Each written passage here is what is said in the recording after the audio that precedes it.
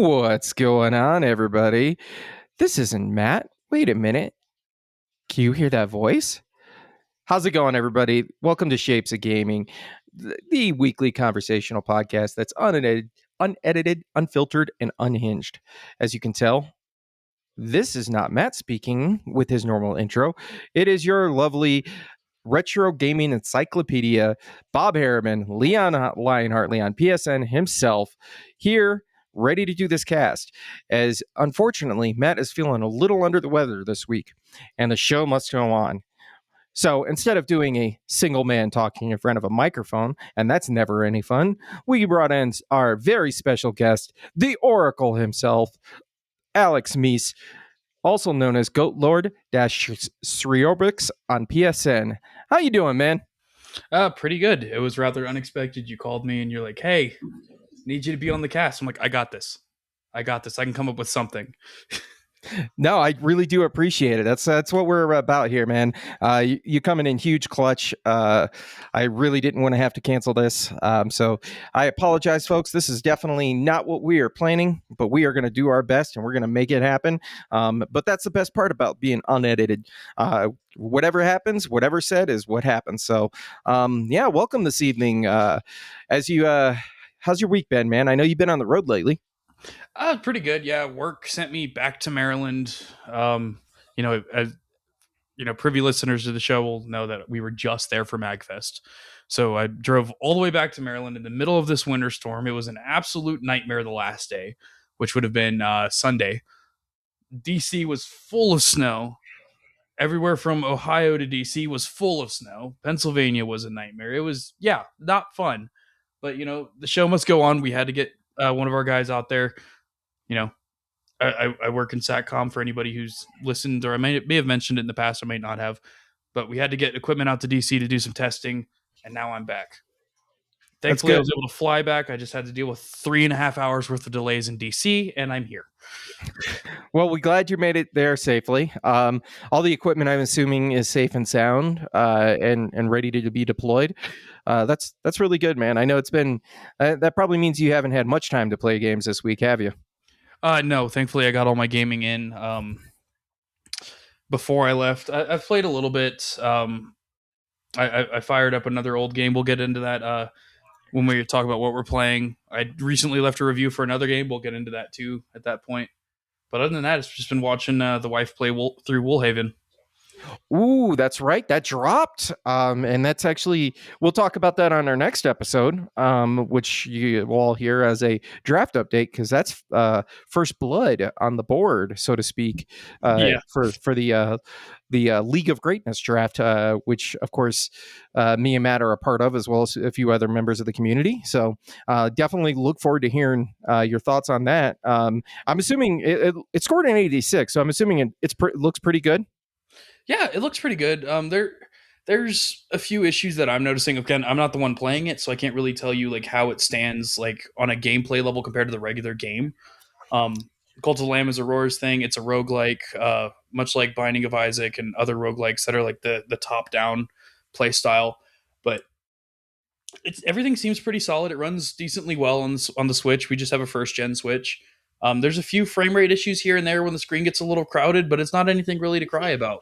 Like we dropped from 60 frames to 45. Like that's not really a big nightmare to us. Yeah, no, that's as long as some people complain about it, and I get it. But excuse me, if unless you're really paying attention, if you go from 60 to 45, 50, you tend not to notice unless you're really trying to pay attention. So, But I'm glad to see that. I've seen this one was developer Massive Monster, published by Devolver. Once again, Devolver is on a fire streak right now with publishing their games. Yeah, honestly, I would give the game just a 100 out of 100. Minor spoilers. There's a fucking callback to Hollow Knight in it, and I loved it. I saw it, and I was like, I know that. I'm obsessed with that. I know that from anywhere. Like. So, like, for me, it's a 100 out of 100. Aurora might say otherwise. She seems to be really enjoying it. She's spending all of her time playing it. So, Cult of the Lamb is one of her favorite games. It's her most relaxing, chill game. She plays all the time when she has free time. And she's been waiting on this DLC for a while now. So, I'll give the developer props. It looks like a good time. It's not my cup of tea. I'm more of a like bullet hell roguelike guy myself, but people get that itch fixed with this game. It seems like it's a lot of fun. Yeah, that's good, man. Yeah. As for myself, this last week, it's been interesting. Like you said, with that snow, most people stayed indoors. Unfortunately, life had other plans for me, and I spent most of the weekend out on the roads, in the middle of this blizzard, snowpocalypse, whatever you want to call it. And as it turns out, people can't drive here in Colorado. Must be something about all of the imports. All joking aside, though, I did get an upgrade to my internet now. Went to the Comcast store and said, "Hey, I need to make adjustments. I want to get better internet, and I want to see if I can get my bill down." And absolutely nailed that. As Matt would know, when I was trying to host games through Absalom, my latency was absolute crap. And then I checked, and I was getting 40 megs upload at most. And after visiting the Comcast store, I'm hitting 350 to 400 consistently. So huge Awesome. upgrade. Are you on fiber now, like me? No, I just went in and said, "Hey, I need to adjust my plan." Apparently, I'm on a plan from like 5, 10 years ago and just never got around to changing it. Well, welcome to the world of 1 gig, I guess. Yeah. Hey, maybe I'll actually get better at League of Legends, folks. You've always been better at League than I am. That's a story for another day, though. My Actually, PC build has nothing to do with my skill. actually, it's funny you mentioned that.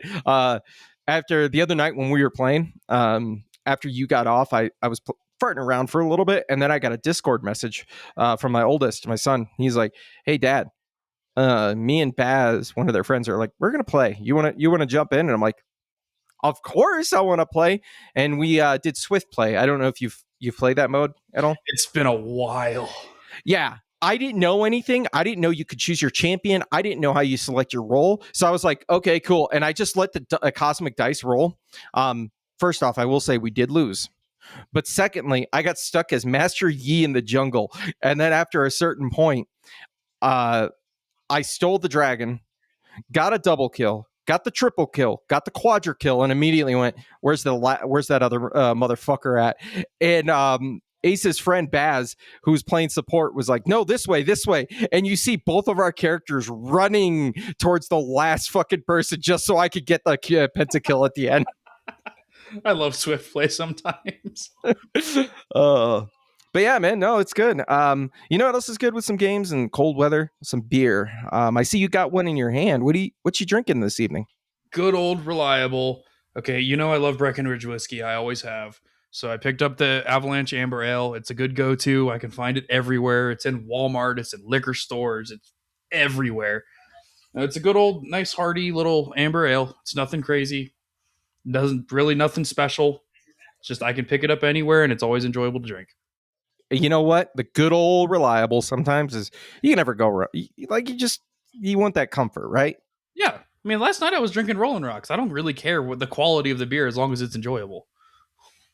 And that's fair. It makes it subjective. Beer is very subjective, like games are an art form. I found. Yeah, You and I like similar beers, but other people like their sours, and heaven forbid, I'm not going to dog on you, but if you like IPAs, I'm sorry.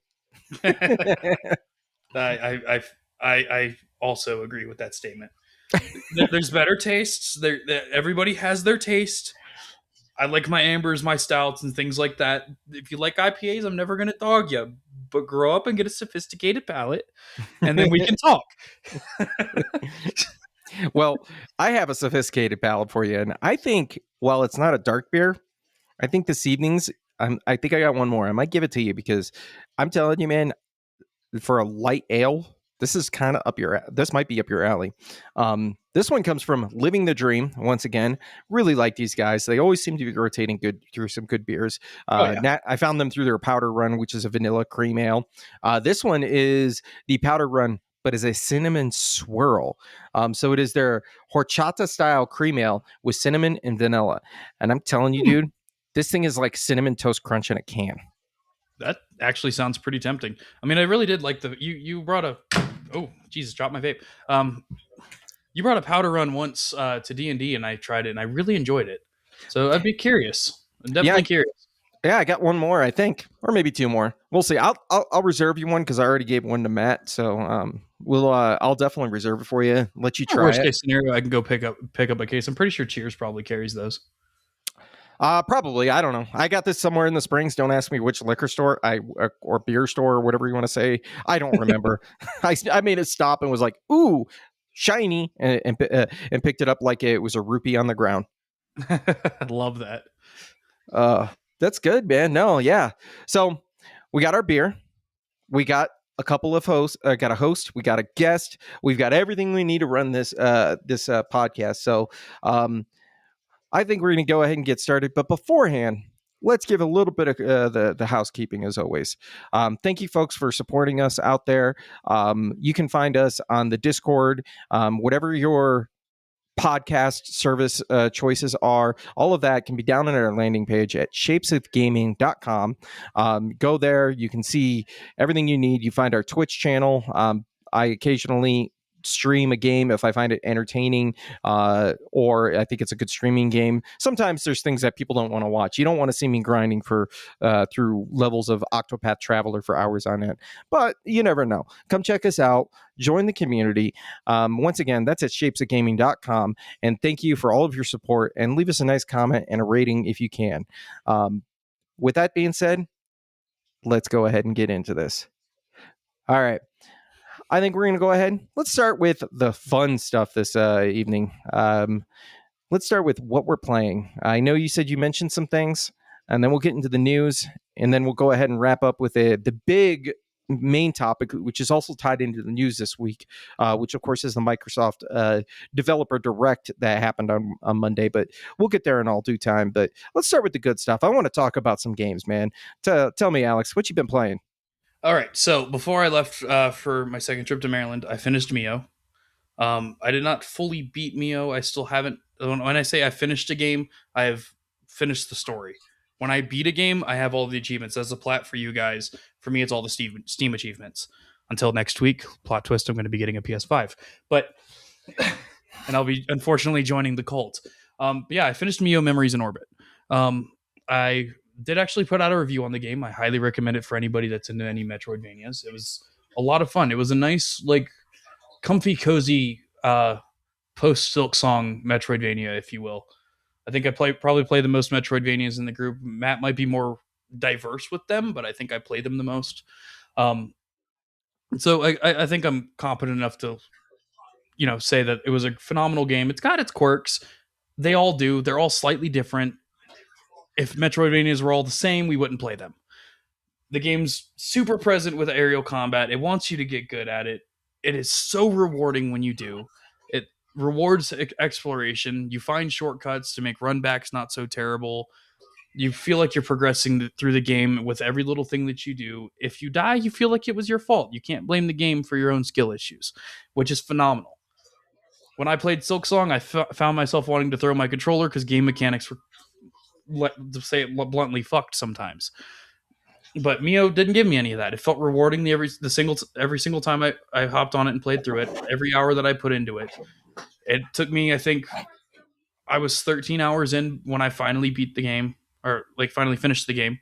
Um, and I think it's only going to take me at most another 3, maybe 4 hours to get all the achievements in it. It's a nice, comfy, cozy game, and I picked it up because I wanted something to play in between big titles. Because as you know, like I'm waiting for Neo to come out. That's going to be my next big game. That's good, man. Yeah, I see this. It looks like it's a hand-drawn art style. Am I Oh, am I very seeing much. this right? Okay. Yeah, very much. It's very, very, very, very vibrant. I love it. That's awesome, dude. That I see this and I'm looking at it for our uh, our audience out there. This has a little bit of the Ori kind of art style vibe Yeah, in built in. yeah. It's very there's a lot of pastel like art in it, just like Ori had. Um, I will say Ori did some things better, and I mentioned that in my review. I'll probably end up posting the review in our Shapes Discord, but it's very reminiscent of the other big Metroidvanias that have come out in late or these later or most recent years, like Hollow Knight, Silk Song, Ori and the Blind Forest. There's a little bit of Bloodstained in there, I feel, but it was done a little bit better in my opinion than Bloodstained did it. Um, So all in all, it was just a rewarding experience. It was a nice like fresh coat of paint for the genre. That's good. You say so when by aerial combat, um, and I apologize. I haven't played any of these. Is it like more? I guess you could say focused than you would say Silk Songs. Aerial combat. Yes, absolutely. So in this game, you get a max 3 hit combo. Okay, the game rewards you for keeping your combos going, and like everything is based off of staying in the air. Like Okay. that's where your dodges are. If you're on the ground, you're taking damage, and the game you have no way of healing in the game without using its assist modes. So the longer you're in the air, the longer you're getting these combos going, and the more you're dodging, the better you're off you're going to be in the end. Because you take damage, you're not getting that health back. Okay, so not only do we have a Metroidvania, but we also have a pretty brutal one by the sounds of it. I wouldn't necessarily say that. It can be brutal. Like if you're new to the genre, yeah, I could see how that would be a huge problem. Like even veterans of the genre, I have good friends of mine that have finished the game too, and even they came out and said, "Hey, not being able to heal was an issue." I'm like, "Did you not look at the assist modes? So There's like there's the game has built-in like assists to essentially help curb the difficulty of it, and one of the things in it is where you stand on the ground for a period of time, you heal health. Oh, okay. Now the question I'd ask is, do the assist modes disable the trophies? No, they're built into the game. Oh, wow. Okay, so the developers had that in mind when you Yeah, were going through this. Interesting. All right. Well, looking at this, this is pretty much it looks like it's on every platform. It says even oh wait, oops, that was almost the wrong one. All right, so yeah, switch to PlayStation 5, obviously on PC and the Xbox Series X and S. yeah. And then, other than that, I fired up a good old tried and true RPG after I was heartbroken by another one that I have. We could talk about that a little bit if we want to, but I fired up Legend of Dragoon again. Like I don't know what it is about that damn game, but it's that and Hollow Knight are the two guarantees. Like if I'm playing something, it's one of those two. If I'm not streaming it, so yeah, fired up Legend of Dragoon again. It wasn't a speed run this time. I'm actually trying a different team comp for throughout the whole game, not playing my normal play style, just trying to enjoy it. I'm playing it on my original PS1. Um, I'm having a great time with it, as I always do. The game's a little bit harder when I don't use the quote unquote optimal team comp, though, so I'm struggling a little bit here and there. But that might be a skill issue, though. I'm not the greatest at this game. Yeah, it's been years since I've actually truly dove deep into it. I don't remember. Let's see, it's Rose, Dart, and then I like to use Labbits. Is that the considered the meta team, or am I off base? No. Okay. So I typically on my playthroughs I will use if you want to go meta, there isn't really a meta team. Every character in the game has their strengths and weaknesses, but like the be all end all considered best team in the game is Dart, obviously because he has to be there. Um, Meru, who's in Disc 2, um, and Labbits slash the guy he Yeah. the I know game's what you're 30 getting. years old. I don't care. Slash Albert. Like, if you haven't played the game yet, play the game. If I spoil it, that's on you. You should have played it. Yeah, definitely. It's reminiscent of another game that's hit the shelves and been all the talk of the town recently. So I'll leave it at that. But yeah, you are correct. I didn't know that. I always used Rose because she could deal damage and heal at the same time with one of her specials. Yes, so can Maru, though, as well. But Maru has a higher magic stat than Rose does. So Rose is actually a better character in the early portion of the game. We can do a whole spoiler cast on this fucking game. But Rose is actually like the best character in your team in the early game. But she does scale off stat Oh. wise as the game progresses, and ends up becoming outclassed by other characters. But it's whatever. Rose is a phenomenal character. I do use her in my teams. I have her in my current team of Dart, Rose, Maru because I just wanted to do something different. Um, if I really wanted to be different, I would have Shauna and Kongal in there, but I don't like those characters, so I'm never going to do that. Nor do I want to punish myself with that. Yeah, dude, I love this game so much. I think the most criminal thing about this game is the fact that it is a completely Sony owned and dominated IP. Like they control the keys to the kingdom. And the best we've gotten is a fucking classics port to the PlayStation PSN network, man. This is if we could get something please folks outside of the port, I'm pretty sure they could probably sell quite a few copies of this. Yeah, see, so I'm actually not typically a purveyor of buying, or not. You're not necessarily buying. If you own an original copy of the game and you run it through an emulator, you have to own an original copy though. And you run it through an emulator. There actually is a project going on right now. It's a complete, as best as they can do, remaster of the game. Um, if you own the original game, it has all kinds of quality of life changes. Like you can take Dart out of your party and have somebody else in there. Certain things are made a little bit easier. Some mechanics are a little bit easier to handle. Boss fights have been retuned so that as you progress in the game, they're actually getting more difficult, and your most difficult boss fight isn't at the end of the first disc. Yeah, it's a little retune project. The name of it escapes me off the top of my head, but it is phenomenal. I've heard nothing but great things about it. Then we also have somebody redoing the entire game in UE5 right now, trying to get something out. And then I know at some point there, I've who was it that was going to do the God of War game that's been doing all these remakes lately? I'm sorry, you mean the 2D one or the remake of the The 2D one. Oh yeah, because I know there was the Metroidvania, and then there was the talk about the remastering of the original trilogy, Yeah, uh, David Jaffe's trilogy. so there was a team that was going, a big name developer that was actually going to go through and try and, they had rumored that they were going to do it, and then for whatever reason Sony keeps on nixing this project and keeps rehashing Horizon for everybody. But what does Sony know about good games these days? Ayo. Oh yeah. I know what you're talking about. I remember. Excuse me. This was they were looking at it in Unreal 5. All of that discussion. It was Nixus, I believe, it was the word on the street. But um, I don't know whatever happened to that. That would be really nice. Let me look it up. Of remake. Take me 2 seconds because So yeah, it was Masayuki Kasabe confirmed a Legend of Dragoon remake, and that was later taken as an April Fool's joke, unfortunately. Um, Oh, but yeah, there is a team that's there. There was a team that was actually getting ready to do it. Um, and then like the going thing now amongst the fan base, like I'm active on a lot of the forums for this game. The going thing now is that there's probably like an 80 to 90% chance Sony's just not going to do it, which really oh, sucks. But the game came out at a very pivotal time. Like it came out in 2000. Obviously, Final Fantasy 9 came out at the time. It outsold Final Fantasy 9 actually originally, yep. but I don't think the game's ever going to get a remake. I would love it. I'd be day one on it, but it'll never happen.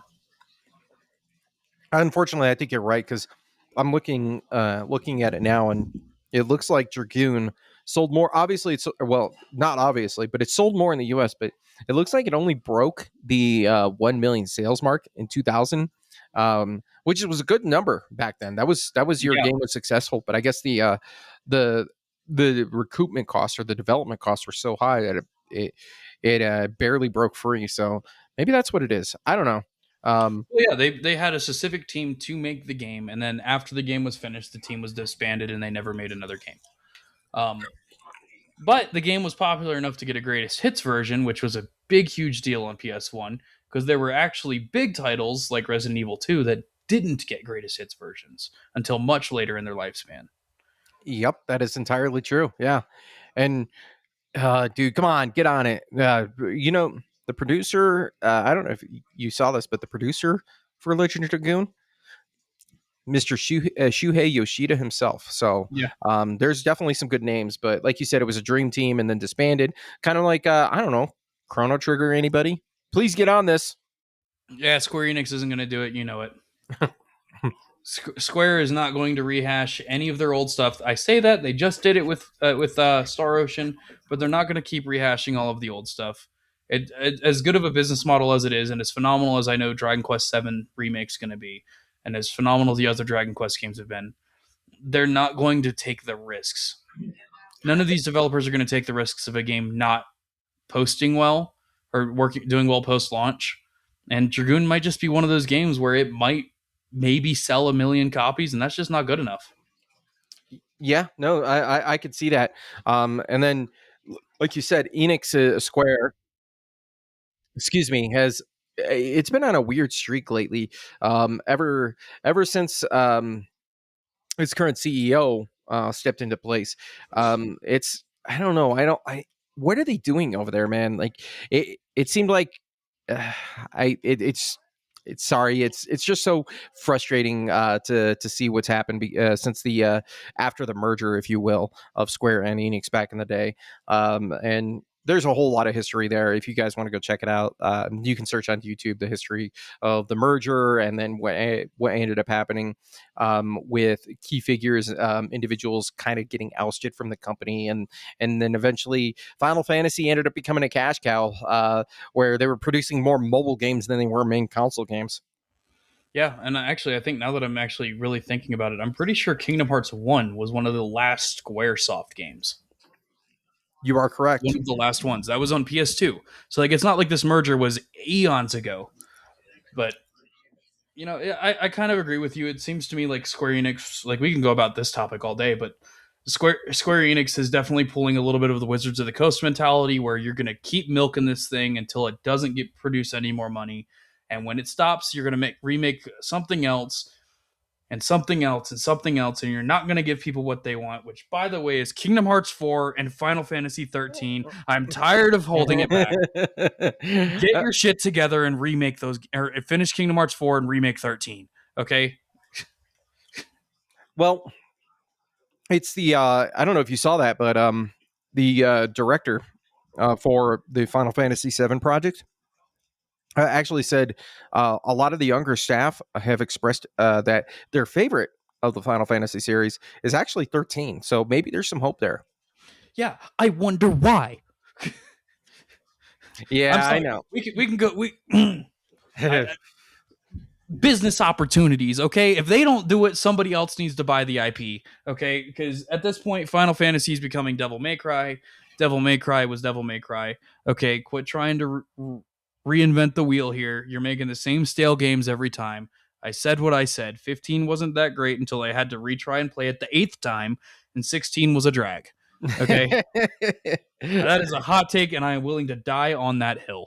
Okay, Final Fantasy has not been good or great, sorry, since 14's release. uh and keep in mind, Realm it didn't really get 14 didn't get good until Realm Reborn. Let's be real about this. Yeah, I know. Yoshi P has his problems. Current Final Fantasy 14 has its problems, but at the same time, an MMO's an MMO. You got to do what you got to do. And I'm not sure if you even know Final Fantasy 11 still gets updates. Yeah, I heard it's still got a community strong, man. I'm glad Which to is see that. wild. It's crazy. Like, MMOs have a lifespan. They do. It's a finite lifespan. Be all end all, they all eventually die. The fact that 14 and World of Warcraft are keeping the genre alive is phenomenal.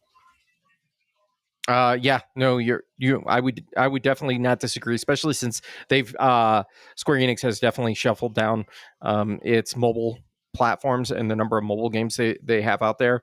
Yeah. I think they're only down to a few at this point. Brave Exvius being one of them. So who knows? Maybe we'll see something in the future with that. But to bring this all back, Legend of Dragoon, man. So you think you already got the platinum on the PS4 and all that, right? Yep, I am the only one in our friend group that has. And Oh, honestly, it's a criminal. It's that's criminal, okay? Okay, you guys, you love RPGs. You love RPGs. They're the great, like, one of the greatest forms of video games out there. I can't be the only one. So, Bob, I propose to you that you have to plat it this year. Period. End of story.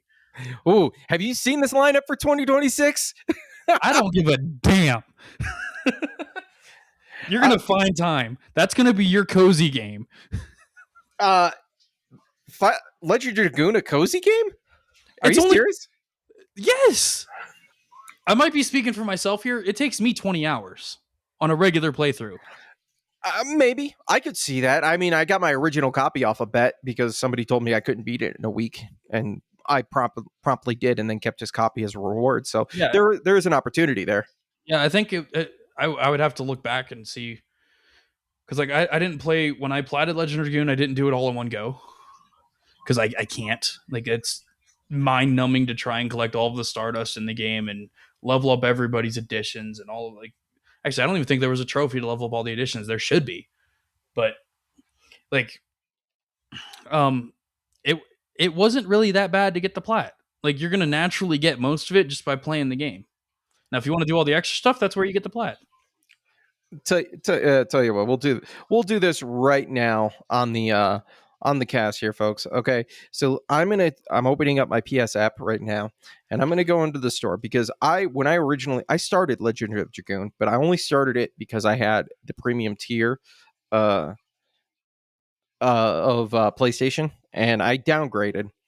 So what I'm gonna do here is I'm gonna go in and I'm gonna hit wish list. Oh, it's in the wish list. Okay, so if it goes on sale, and yes, I know it's only $10, sue me. If it goes on sale, I will buy it, and then when I do buy it, I will find that spot in within like 3 to 6 months. I will finish it and platinum it just for you. How's that sound?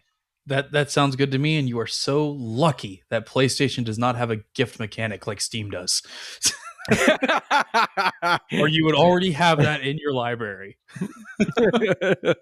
Actually, that is something they could do. That would Yeah, be really interesting. that'd be awesome. Like I'm you know me. I'm not one to really buy new games all that much. Like I have a lot of games on Steam that people have gifted me. Like the only reason why I have Monster Hunter Wilds is because somebody bought me the super ultra mega special edition or whatever, and then I played it for like 20 hours and put it down. But like most games that I have on Steam, they were either gifted to me or they were on sale. So I get it. Yeah. All right. Well, no, good. That's good, man. That else. That's all you've been playing this week with your travels in tow. Yeah, I haven't really had much time for anything else. And like I said, I'm just in between titles right now. Like we'll see. I don't even know if I'll be on Neo Day one, but I hope I am. I'm hoping to get there. We'll see if things line up. I'm thinking I might be able to get there day one, mostly because I've played Dragon Quest VII on the 3DS back in the day. So I'm kind of leaving that for people who haven't played it. And you're gonna get my money square, I promise. And I will buy it at full price, but I've already seen that one. Come say hi to me when you got something new to play. Exactly. Cool. Exactly. Oh man. Well, let's see. You haven't been on the cast in a while, so let me get you caught up. Been playing a lot of a lot of random stuff throughout the week. But most notably, as you probably have heard, I've been playing Octopath Traveler Zero. Yeah. I am at the point where I think this is the last time I'm going to talk about it until I finish it. But I think I have my, and I don't want to say final conclusion because I haven't beat the game, but I kind of see what's going on. This game is a reimagining, a packaging, I guess you could say, of the mobile game Octopath Travelers that was released. That came out 2020, something around that time. It's, It's a few years old. yeah. Delisted. You can't play it really anymore. I gotta say, if you're interested in the Octopath Traveler series, um, I cannot recommend you play this one. I would still recommend you play Octopath Traveler 2. But what I will say is there are some things here that I do enjoy. The music's still the same. I really appreciate the number of party members you can have. So you've kind of blown up the whole octo of Octopath Traveler. I think I'm up to 12 or 14 party members right now. That I can choose from. Some Mhm. are kind of like the classic RPG trope where they come in temporarily and then they're gone. I don't know if they come back, Final but Fantasy. What Final Fantasy does that for? yeah, I think yeah. where they constantly leave. Yeah. Yep, absolutely. So we're kind of in that realm.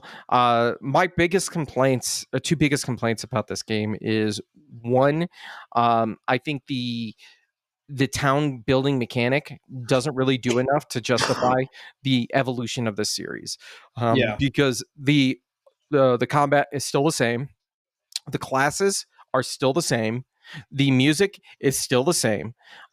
So doing the town building mechanic, because you're restoring your hometown, which this is very early on epilogue stuff, with it being destroyed, you're rebuilding it. Okay, cool. Now you build a house, and now you build a tavern, and now you build this shop, and that's really cool and all. But it's kind of in spurts where you spend 30 minutes rebuilding the town and doing a quest for it, and then you're on your merry way. So it's kind of a little weird in that regard. I don't think it really is enough justification for the evolution of this. Um, the other really the complaint that I have is kind of the pacing of the story. You get some good. Octopath has always been a do your own adventure, and then kind of like when you're ready to do a mainline quest, you go to it. Yeah. But you go in such the problem is, as you're doing these quests, instead of doing the traditional here's some story, all right, go explore this dungeon, and then you come back and you get more story. There are entire points where I spent and didn't do anything with the controller for almost 30 minutes because there's a 5-minute cutscene into dialogue discussion, and then I walk 30 seconds into another building. Oh, look, there's another 5 minutes of dialogue and a cutscene, and it kind of sucks. It really breaks that pacing. But Yeah. I got to tell you, Alex, this story has some really dark beats. Like if you think Claire Obscure or Death Stranding or any of, like, think of those darkest games with those dark themes. Um, this one is like, we don't care, and they hits really low. So much that some of that creepy stuff from Persona 5, you know what I'm talking about, seems like Yeah. seems like a daycare in comparison. Yeah. I will say, like, Claire wasn't a dark game. It was super happy the whole time, bro. Come on. Don't turn people away from the game, bro. Claire was as happy go lucky as it could possibly be. All right. That game was great. Nothing bad happens. Nothing sad happens. I am gaslighting the fuck out of our listeners. I don't care. Play Claire if you haven't done it yet. But yeah, I definitely, I think it's worth, if you've played the other, have you played the other ones? Yeah. This is admittedly where I kind of fall off of Square games. If you want to sell me a pixel art game, sell me a pixel art game. Don't sell me this HD 2D stuff. I don't care. I've never cared. Like I play my old Final Fantasy games on their original hardware. That's just how I prefer to do it. Okay. Now, do I see the audience for this? Yes. Do I know that these are great games? Yes. But if I want to play a 2D game, I'm going to play an old 2D game. I don't want to play a modern title like that. That's That's just me. no, that's totally fair, man. I wouldn't disagree with you. I've heard that same sentiment from other people. So the I'm the opposite end of that. When I saw the first one and it was announced to the trailer, I saw that art style and immediately went, "Ooh, that's my game. I want to play it." So I definitely understand how that can be a little divisive for some people. Yeah. It looks beautiful though. It really does. When you get to some of the water in there and the shimmering and the fountains and stuff, it is some of the best water like display, not physically being in, but some of the best displaying water I've seen in a game. Yeah, I've heard a lot of good things about it. It's I can't get through them. Like the problem that I have is that they're modern titles and they play like older games, so it has all of the old stuff where, like you said, expansive dialogue that feels like it goes on forever. That's classic Square Enix all day, every day. Okay, sometimes with these Square games, you feel like you're watching a movie more than you're playing a game. Yeah, no, 15 is big guilty of that. 13's really guilty of that, where there's so many cutscenes and so much dialogue that how long are you actually playing versus how much are you watching? And I'm fine with that in the old games because I come to expect it. But if I boot up a modern title that I paid $60 for, I don't really want that experience anymore. I had that experience as a kid. I don't want it as an adult now. Not you're growing. yeah, not to say that these games are bad by any means. Like I've heard plenty of good things about the Octopath series. It's just not my cup of tea anymore. All right, that's fair. Well, you're not wrong. You definitely bring up some valid points in that regard. Well, you know what I think might be up your alley. Um, The other game one of the other games I'm saying, I should say, that I checked out. Not a whole lot to say about this, but definitely wanted to bring this to everybody's forefront. The This Monday, so the 26th, the developers of Ball Pit released the Regal update, and I had to go check it out. I will say there are no trophies associated with this, but it does include some new characters, some new buildings that you can work with, as well as a new mode. They finally included endless mode for those of us that have been craving more in our ball pit adventures. Nice. I was actually kind of curious if they were going to update the game. I've heard nothing but great things about it. Like you've raved about it. I've heard it on the Sacred Symbols cast. Those guys raving about it just being a phenomenal game.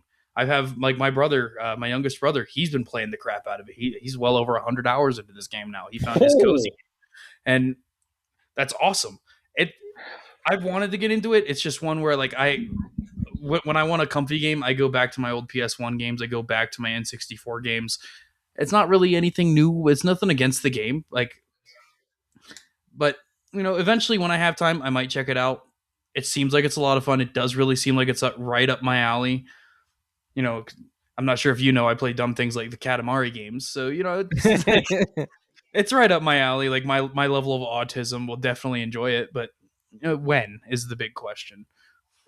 yeah, absolutely. No, dude, I think you would really like it. You don't have to put 100 hours into this game. I think I platinumed it in 40, um, give or take, and that's if you go for the platinum.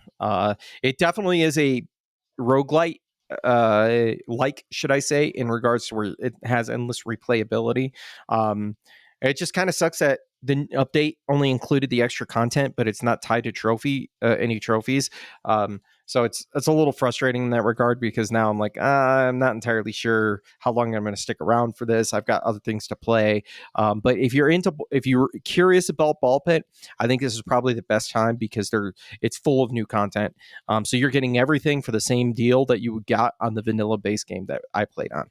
Yeah, and I will say, like, I know you and Matt and Caleb. Obviously, he's been on the cast a lot. You guys are way more of these trophy hunters than I am. If a game's enjoyable, I don't give a fuck if there's any trophies. I never have. Like that's why I have one platinum, and it's for Legend of Dragoon. That's probably the only platinum I'll ever have on PlayStation. I say that, but I know I'm gonna want to plat Hollow Knight on PS5. We'll see if it happens, or not Hollow Knight, Silk Song on PS5. We'll see if it happens. But same with Death Stranding 2. I want to plat it just to say I got it, so I can rub it in you guys' face that like, hey, I did it. Leave me alone about this game now. Like, but I've never been like that trophy hunter guy. But you know, if it's a good DLC, it's a good DLC. If it's already expanding on a great game, then you what's the possibility it's not going to be phenomenal in and of itself? It's like what I'm seeing with Aurora with Woolhaven for Cult of the Lamb. She already loved the base game. Woolhaven just gave her more to love. Oh no, that's totally fair. You're absolutely right. I don't disagree with you on that one. Um, and definitely go check it out, folks. That Ball Pit, the Regal update just dropped on Monday. And then speaking of trophy hunting, most recently I picked up another game. I realized I only stopped like three. Technically, it's four trophies, but I stopped three trophies because of the platinum auto pops. Um, for Hades, the original, back in the day. Um, Oh, yeah, the worst part is I only need to the ones I needed to do is one that's an RNG, and that's you got to purge a legendary boon. So I'm hunting to get the RNG for that. yeah. And then I only had to do the epilogue, which I beat all of the bosses. I just literally had to do the epilogue mission, and then I still need to get, and I've got one, and I'm working on the second one, which is the Skelly prizes at the end, and that's it. And I would pop the platinum. So looking at it, I was like, you know what? I'm in a roguelike mood. I really like these. Hades was a phenomenal game. And I Yep. think, as we'll talk about later with an upcoming rumor, I think we're going to see the announcement for Hades 2 coming to PlayStation 5 pretty soon, sooner rather than later. So I figured, why not do this, get an introduction, and get a feel back for what it's like to play Hades again. Yes, I need you guys to play Hades. I've been wanting to talk about Hades 2 since I finished it. And I can't talk about it because nobody else in the friend group has finished it yet. So I need one of you guys to play this damn game. So when it does come, like please, please, please, please. I don't. You don't have to drop everything, but play it so I can talk about it finally. Well, I could tell you, I really liked the original Hades. This is from Supergiant Games, folks. This is the developer.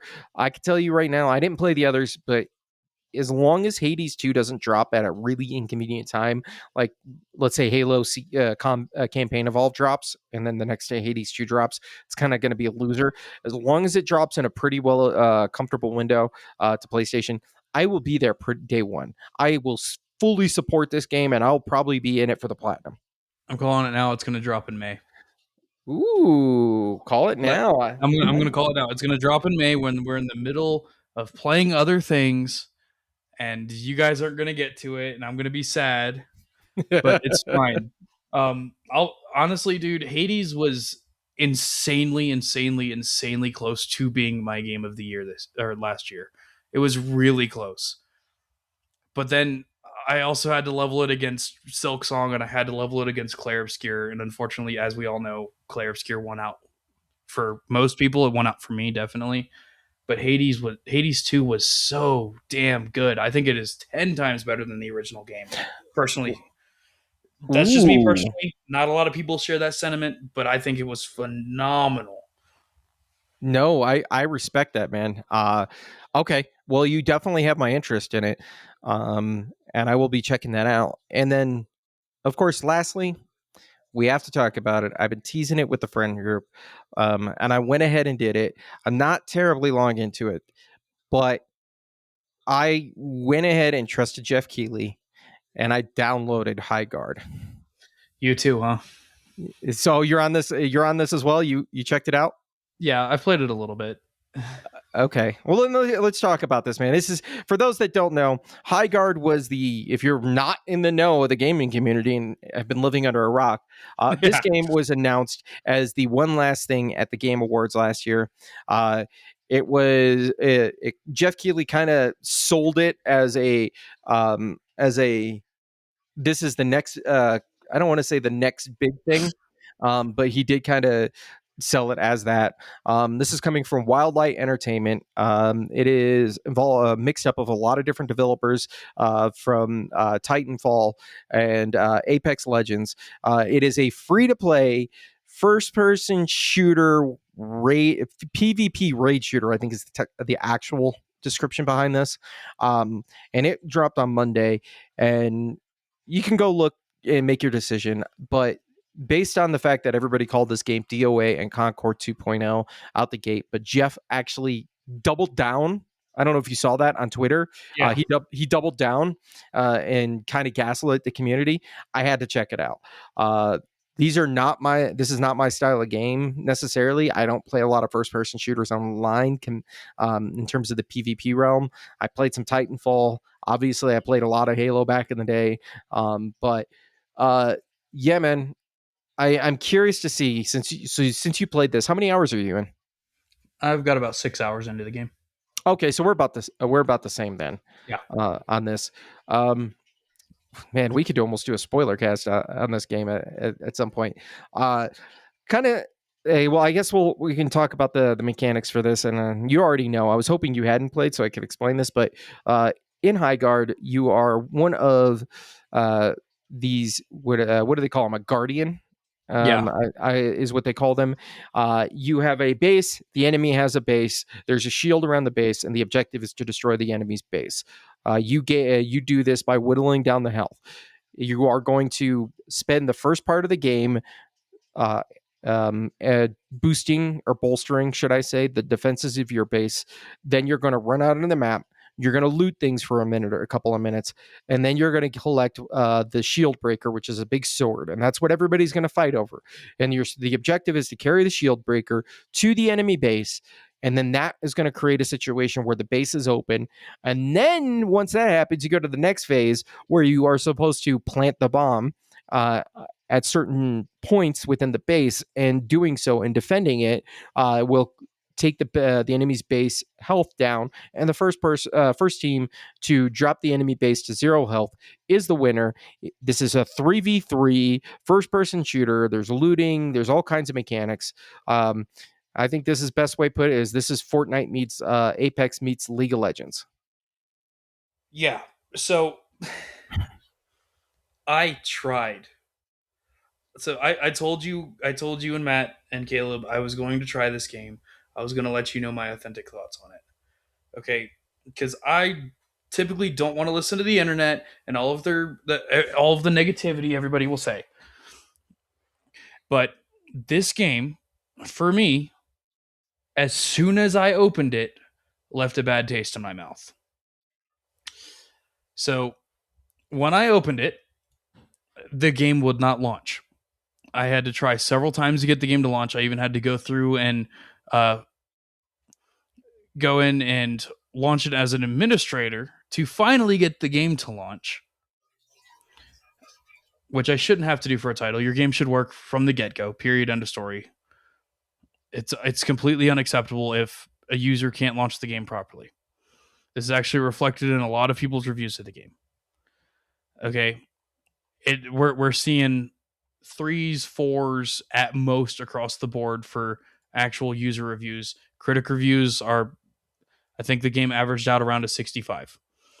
Okay, I can 100% say that this game needed about another year in the oven before it was ready for launch. The game is broken. It has issues. It has a lot of issues. I'm playing on really, really, really good hardware, and I get really bad frame skips, really bad latency, kicked out of matches left and right. Half the time, it won't launch. I'm sorry. They did not create a good experience for everybody. Bob, your experience may have varied, but I've got about $3,000, $4,000 in my PC. I should be able to play a game when I click start. So you're playing on PC, right?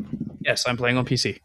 Okay, so I heard about this in the community, and the reason I bring that up is because I've heard the rumblings about PC optimization.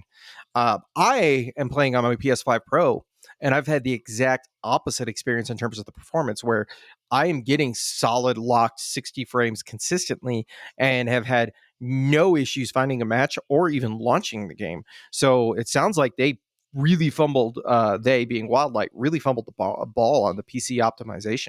Yeah, so this feels to me like, and you've heard me complain about this before, so it tells you how big of a deal this is to me. I feel like the fucking Monster Hunter Wilds issues all over again. Ooh, Where that's it rough. might be a month before this game's stable for PC. It's Oh, really, really bad. Now, when I can get into a game, the game is enjoyable at times. It's a PvP game. It is your experience is going to vary from match to match. Period. End of story. It's a PvP. That's how it goes. There's always going to be sweaties and lobbies. You can't prevent that. yep. When the game runs and it runs perfectly well, it is very enjoyable. But when it's not 60% of the time, all of a sudden you've created an experience that I don't even want to play, even with the game not costing anything. Wow. Okay. So this, and I like this. This is why I'm so glad you played this, man. It's a little sad because I wanted to see what, explain it to or describe it to you, which I probably did a butchering job, anyways. But no, because I've had. So this game is a, and you said you've gotten some matches through. It is a very good baseline of an idea. And what I mean by that is, uh, you're right. This game, I think, if it had just quietly been pushed out, without all of the hype and taken some time to really get the ground running, do a beta early on, get some feedback, we could be having a completely different discussion Yeah, at this point, I think. yeah. Come on, you're the developers of fucking Apex Legends. One of at least in my opinion, one of the greatest battle royales that we have right now. You managed to get Legends phenomenal at launch for everybody. Mm-hmm. You had Jeff Keighley come out and put this to the end of the Game Awards, announce the game at the Game Awards at the very end of it, went completely dark, and then launched or released a broken game for half of your player base. If Oh, not more than half your player base. Most people that are playing FPSs aren't on console anymore. I agree with you on that. Like if I can pull this up on Metacritic real quick. If we want to be completely honest on Metacritic, the PC user score is a 2.1 Oh, with a 65 overall score. PS5 and Xbox haven't even posted their scores yet, but it is that bad on PC. And this isn't just people that are salty about it, because we can go through these. And there's one guy that had the same problem as me. Had to launch the game with secure boot, and easy anti cheat flagged him for cheating because of the volume control on his keyboard. Like, somebody else has said that the game is completely uninspired and runs like garbage. Like, you have the symptoms of a bad game. And then you have other reviewers that are like, oh, this is a solid 10. This is phenomenal. Blah, blah, blah, blah, blah. User reports are going to vary, but you have half your player base that can't launch it. You have ouch. 50% positive reviews. This is for critic reviews. 50% positive reviews, and that's 2 reviews. 25% mixed at 1 review, and 25% negative at 1 review. Now you go to the user reviews, not the critics, because critics can always be bought out. So players are a little bit more reliable on this, at least in my opinion. 12% positive with 14 ratings, 9% mixed with 11 ratings, and 79% negative with 96 ratings. You have managed to not only spoil your game and leave a bad taste in everybody's mouth before it was released, but you released it and still left the same taste in people's mouth that were excited for the game. Mm. See, oh, dude, this is, and I was wondering this. I'm so glad I got your insight and experience on this from the PC front because I have been sitting. Watching and just kind of passively monitoring, and I really thought a lot of. And this is going to be the case with anything that the internet loves to hate for the sake of hating because it's cool. Yeah, But there was some of this, and I'm like, there's no way this game is this terrible. But hearing it now on the PC from the technical standpoint and the inability to play the game really makes it hard to judge the game's merits because outside of the art style that is not it's not bad or inoffensive, but it's not amazing. it's Um, dull. it's dull. Thing with the character designs. They're not Concord, but they're also not Destiny or an Apex, for example. It's kind of in that middle ground on there. There are some things that I really did enjoy about this game. Like you said, when you get into a match and you get a team of people who are equally on parity with their skill level and are actually trying but not sweating their brain out, this game gets fun. And some of those moment to moment times, like the rating of the enemy base because you broke open their shield, uh, Yeah, that's really fun. That when you're engaged in the firefights, the game really sings. But when you're out in the open and you're looting for equipment that can also be purchased from a shop at the same time, kind of it really makes it to where the action is up here at a 10 and then you're down to a 4 because there's quite frankly it's designed to be a competitive shooter, so there's no ambient music. You just hear yeah, the environmentals. yeah, and it really sucks because like I wanted to love this game. I really did because I'm like I love Apex Legends. Why would I not? Like why would I not try this at least? And then unfortunately, like as we've already recognized, user results are going to vary. But like I'm not running on any slouch of a PC. My PC outperforms like PS5 Pros. Like we've proven this.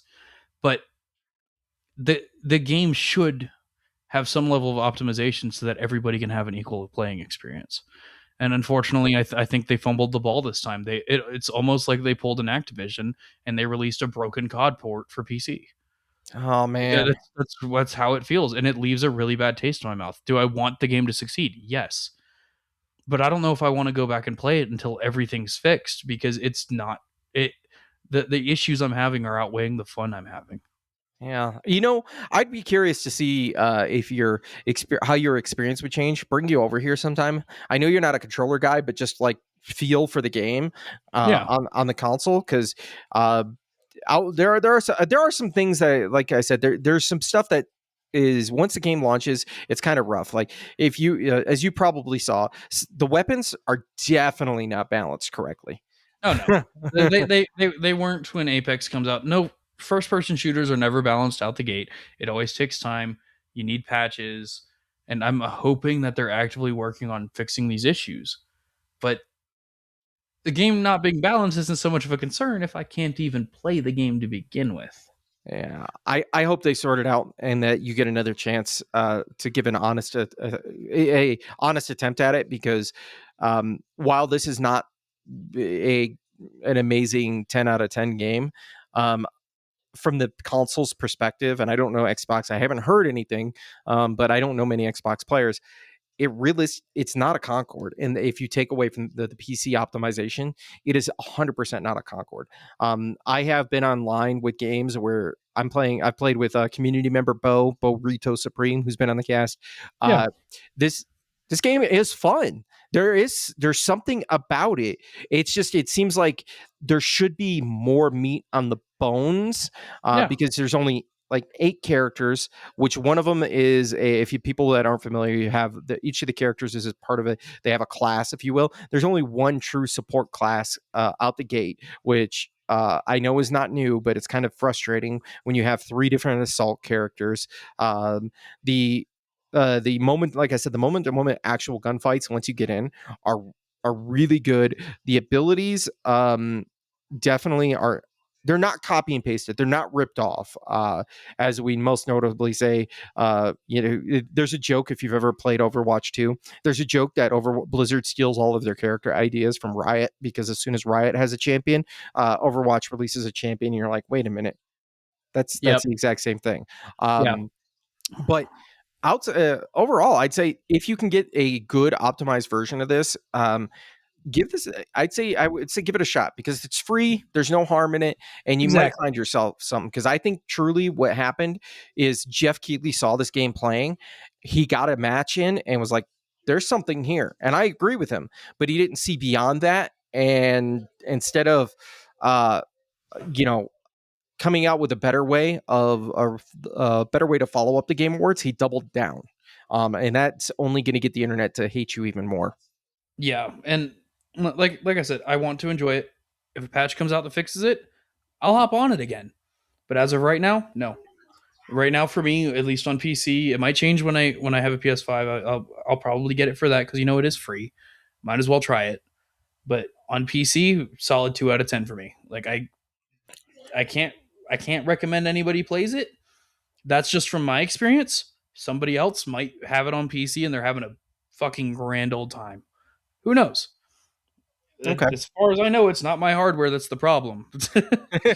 I'll excuse me. Okay. I will keep an eye out, because I'd like to return, and if they get a crossplay going, which I think there is actually, I'll be happy to do it.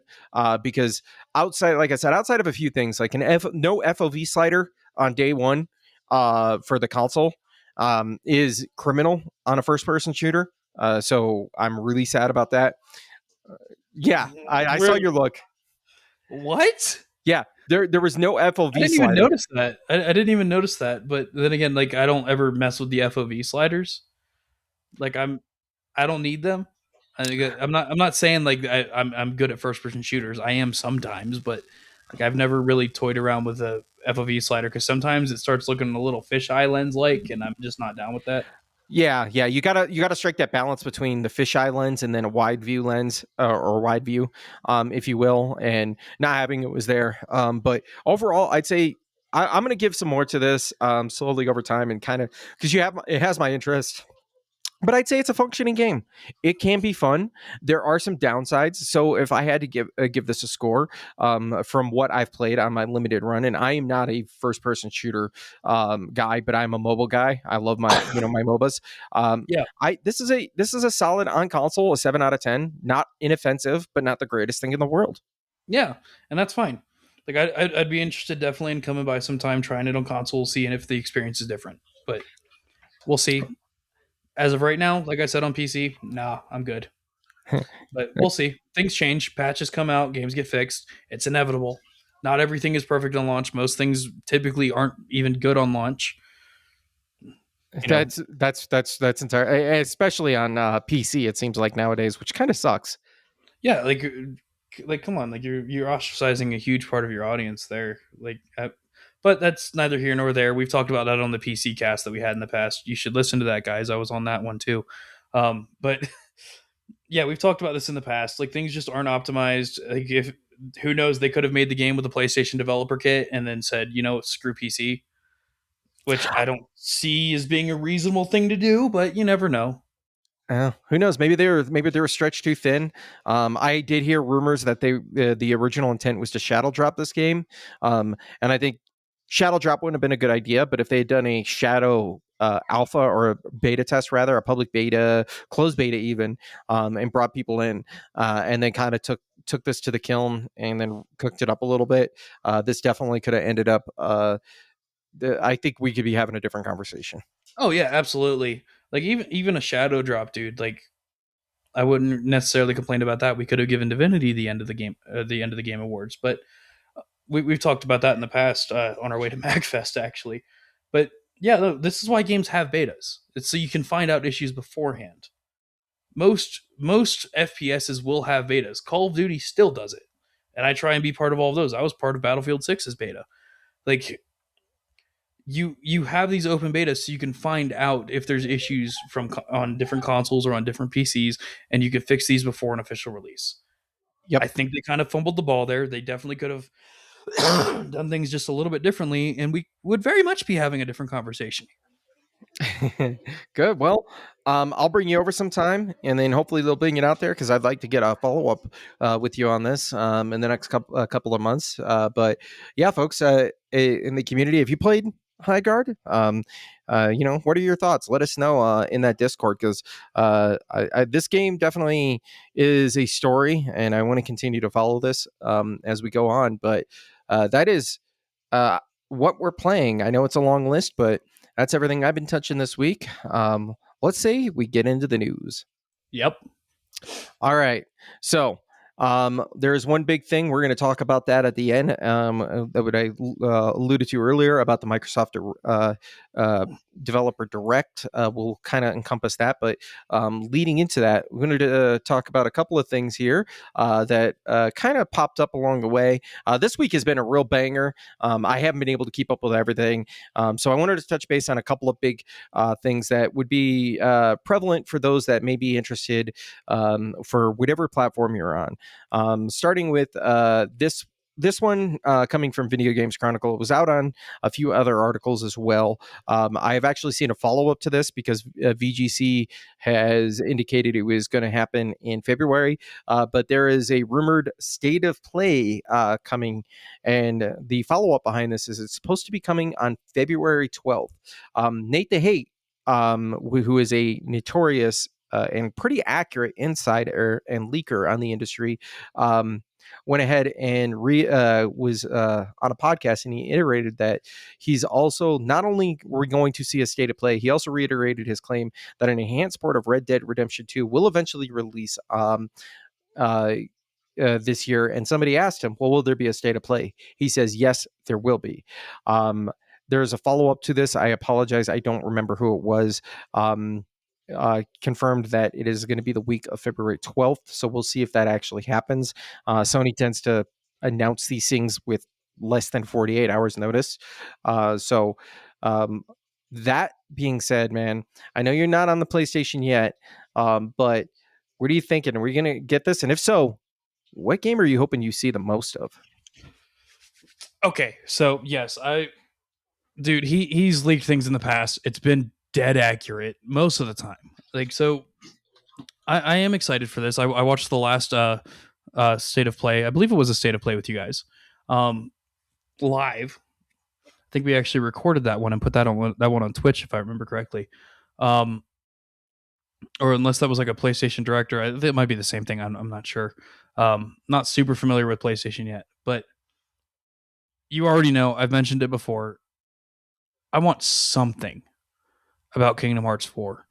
I want something about Final Fantasy 13. Like Square Enix keeps on saying, "Yeah, we're working on KH4. We're working on it. We're working on it." I'm like, "Okay, cool. Give us something other than just things that were part of the first trailer we saw." You can say you're working on it all you want. I want to see the damn game already. I really do. I- Like, give me that. Give me some type of info. Like, it might not happen in a PlayStation Direct. I want to see Sea of Sorrow. I want to know more. Ooh. Like, I'm a huge Hollow Knight fan. Of course, I want to see Sea of Sorrow. Everybody that knows me knows I want to see that. But I want to see more of that. I'm hoping we see some gameplay, like specifically of Wolverine. I want to see how that's going. Um, I want to see native in engine, not just cutscenes and stuff like that. Maybe a little bit more Sorrows, but we'll see. It's PlayStation. They're known to just randomly announce things like random anime games in the middle of a state of play. So yeah, who knows? We could it could be literally anything that comes out. Uh-huh. Yeah, actually, because if you remember our last year at one of the state of plays, Sony was given the red carpet to announce the Final Fantasy Tactics Evilise Chronicles. Yeah, And that's not a Sony IP, but they were given the announcement, which is awesome. I'm definitely thinking we'll see Saros. That's coming, later this year, so they'll probably hype train that up a little bit. We'll probably, I suspect, if this happens, we'll see some Control Resonant, because that's due this year. Maybe a little bit more Wolverine, but I don't know how much more they've got in the tank because that was just announced not too long ago. yeah, So maybe they've got another a trailer or reel for this. Um, that'd be kind of cool. I'm definitely with you, but I'd like to see, and I'm hoping that this is the state of play. We get to see Hades 2 announced, coming to yeah, PlayStation. yeah, dude. I'm not going to talk about it anymore, but yes. And another thing too that I just remembered too that I do really want to see more of. Show me some gameplay of OD. That's Xbox. Xbox. Oh, eh. Now, keep in mind, most games for Xbox, which we'll talk about later, are day and date coming to PlayStation as well. Yeah. But we maybe we see something. It's an outside shot. Maybe we see something from Fizzant. Ooh. Yeah. Maybe. Um, Or some more campaign evolved. that would be, oh, dude, that would be so amazing to see that. But yeah, the PlayStation reportedly we got a state of play coming, so keep an eye out. Depending on when it drops, but they tend to do these in the middle of the work week, which is unfortunate. Maybe you get an opportunity to go ahead and do a stream for it. If it comes out in the middle of the week, it's usually going to be a Wednesday or a Thursday. So my guess is probably February 15th, because 14th is Valentine's Day. So it's entirely possible that we get this next year, or we get this on the 15th. And if I had to guess a time, they usually love to do this probably 11 a.m. Pacific. Yeah, honestly, which sucks. Like we can stay in the dark for it, and we can watch it after the fact if we really want to. But it's really hard to stay in the dark about these things because news gets leaked everywhere. Like even PlayStation news ends up on PC Gamer, so it's gonna be hard. Like I don't really want to mute my device, but I'll do it if I have to. Yep. Well, um, we'll see. Maybe it comes in. And speaking of directs or state of play, should I say, these things? I'm going to drop this for you. I don't know if you heard about this one. I saw this on Insider Gaming. I've been looking around. It's been reported a couple other spots, but nothing that is. I don't want to speak badly, but Insider Gaming is kind of becoming less and less of my go-to. But still, sometimes they've got some good stuff. And this one is coming from them, and another reported direct coming from Nintendo. As you know, a Nintendo Direct dedicated to Tamagotchi Life is announced for, by the time you folks are hearing this, it should be this Thursday. But Nate the Hate on a recent video posted in his video that he is expecting that a different Nintendo Direct dedicated to upcoming third-party, hopefully platform games, as well as some first-party announcements on February 5th, which will be the following Thursday. So a back-to-back slam dunk from Nintendo. Um, Now you have a Switch, but did you get your Switch 2 yet? No, and I never will. Okay, fair enough. Like it's the Switch is my wife's console. I'm good. I'm not a Nintendo guy. Like I haven't really enjoyed Nintendo since the GameCube. So, it's whatever. It's not my type of thing. I'm not really big into all the family style cutesy games. He says playing Hollow Knight, but you know, it's not really my cup of tea. I have my theories on what's going to be in this Nintendo Direct. You'll probably love to hear it, I but would. I don't think the Switch 2 is going to be able to run anything on it. But Well, we'll see. Some people are talking about some games coming to PlayStation. Or I mean, sorry, Switch 2. I almost said PlayStation 2. Ooh, going back 20 years. So, absolutely, dude. What are you thinking? What's rumbling in that brain of yours? I think E33 is coming to Switch 2. I have heard that. I think it is, and I am scared. I am really scared. We're talking about the same console that struggles to play Mario Kart, right? That console. We want to put RPGs on it, right? Yeah, That yeah. aren't Dragon Quest. It's entirely possible. Yeah, I don't see the I don't think the hardware is at that point yet. But Nintendo's gonna pull a Nintendo. They're gonna do it. I mean, I've been seeing all this rumbling about Final Fantasy VII remake on it. I don't know how it's has that come out yet. I'm not sure. I haven't paid attention, but I'd have to look that up to be honest. I I don't think we should be having these games people want to play in 4K on the Switch. Like, it's not a console that can do it. Like, leave those games for the big boy consoles. I say that with as much respect as I can to Nintendo. Leave those games for the big boy consoles. Let's not try and blow up our Switches. All right. Well, there's a market for it, but I will say, even if it doesn't run well, Nintendo has to do something because traditionally, if you look at their history, when they have a strong third party support of games coming to their consoles, they tend to do a little bit better. It's not 100% the golden rule, but Yeah. it tends to be the case. Who knows? Maybe we'll get a Legend of Dragoon for Switch too. Just directly inject that copium into your veins. Don't worry, I'm with you. I'm with you. When we're getting Half-Life 3 when the GameCube launches, you heard it here first, folks. Oh, dude, I've been saying that. When the Steam machine comes out, the new Steam machine comes out, we're getting Half-Life 3. Okay, if not, we're getting an HD remake of the originals and Project Alex. I'll be that bold to say this, but yeah, I don't. I've seen a lot. It's been like E33 has been a big one that's been being thrown around by a lot of people. I don't think it can run it, but we'll see. Legend of Zelda's 40th anniversary is also coming out or coming up. Uh-huh. So this could, instead of being a Nintendo Direct, this could be a partner showcase. We could have a Legend of Zelda title being announced, which would be phenomenal. Like, nothing against the most recent games that have come out. They sold extremely well. But give me the Oracle games. Give me another Oracle game.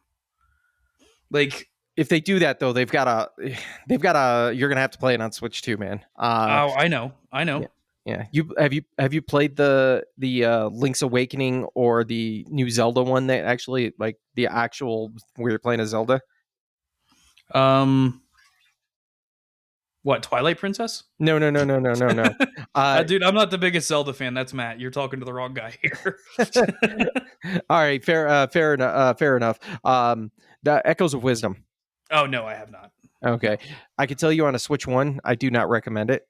Switch 2 is probably is 100% the better option for it. But you're right. This could be I could see this. You know what other game has been strongly previously rumored and is making a lot of bubbling now, and I would be really interested is because Claire Obscure might have a chance, but I don't think this one does, and that's Metaphor Refantasio. I've actually heard that too, and I thought we were either going to get. I think we might either get that or a remake of another Persona. Ooh, well, they do have. There's one that's coming this year. Yeah, was it? No, 4 has been out. 5, 3. It would be fun. I think personally, if you want to remake a Persona, you've got a massive audience for 2, but these devs are going to do what they do. We're not going to get a Persona 2 for the next 15 years. I just know it. We're going to keep getting We're gonna keep getting royal versions of all the personas. It's fine. I'm coping. I know. Well, we'll see. Because Metaphor it broke the mold. Normally, we got Metaphor the was phenomenal. yeah. It's absolutely phenomenal. I have no complaints. Like it's not a game. So this is where I can be upfront and honest. I have not played the Metaphor. I have not.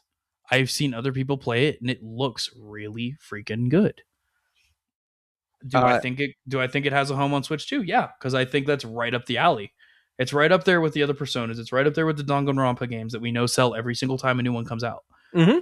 I really do think that there's a market for that. Is it as likely as Game of the Year was or is? Maybe, maybe. Who knows? We won't know Well, until we know.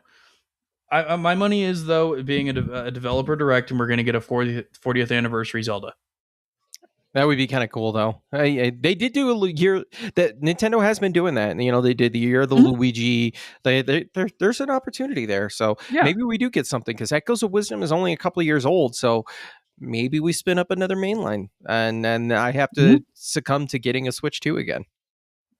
Dude, if and I know this is the dumbest game in the world, but if you fix the issues of Spirit Tracks and release it on Switch too, dude, I'll buy it. You like Spirit Tracks? I actually do. Yeah, I do like Spirit Tracks. I also like Phantom Hourglass. I know I'm in a minority there, but I like them.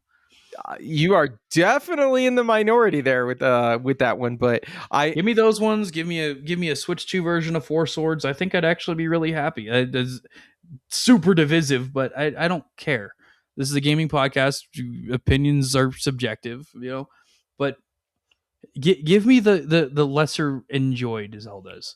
We yeah. already have Link's Awakening. We already have rehashes of all the greats. Give me the ones people don't give a damn about. Hmm. You, Then you'll get me to buy a Switch too. well, I can't guarantee that, but I don't know if you remember this, but or if anybody's actually been paying attention. So there was talks about a Zelda game coming to mobile, and I only bring this up because you mentioned the Spirit Tracks. Is it mysteriously never came, but yet we ended up getting Mario with Mario Run. We ended up getting the Pokemon, a couple of different Pokemon versions. We also ended up getting the Fire Emblem, the game that came out. It's a gotcha game. So Zelda not being in there, and I've heard and always theorized that a Spirit Tracks style game for Zelda would actually be really good on mobile because you played the Spirit Tracks pretty much with the stylus with the touchscreen. So Another one too. If this is just a regular Nintendo Direct, I know this is a long shot. Nintendo, if you're listening, please me for once. Get me to buy a console with a game because this will do it. Give me a remake of Fire Emblem Awakening. ooh, um, It'll never happen. I know it will never happen, but give me a remake of Fire Emblem Awakening and you've got me. I, it's funny you mention that. Let me look, because I know if I'm not mistaken, yeah, this is the one that. So if I'm not mistaken, is this the one that's coming to NSO? I don't know, but it was originally on 3DS. Oh, sorry, Path of Radiance is the one that's coming Yeah, to yeah. NSO. Give me a remake of Awakening. Like it was a pretty fucking good Fire Emblem, honestly. Like people forget about Fire Emblem as a series, but we saw how well Evil East Chronicles is doing. Give us tactics games. Yeah, I know People want to that's play them. We uh-huh. want to play the games from our childhood. If you're gonna remake things from the 3DS era, remake things from the DS era, even. I absolutely agree. Um, well, we'll see. Even if Yeah, it does happen.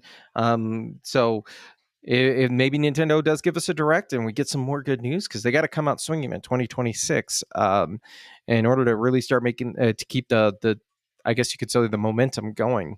So let yeah. us know in the Discord if you think, folks, which ones do you think are coming. Um, all right.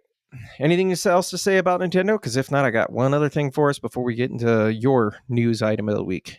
Nope, I got nothing else. All right, cool.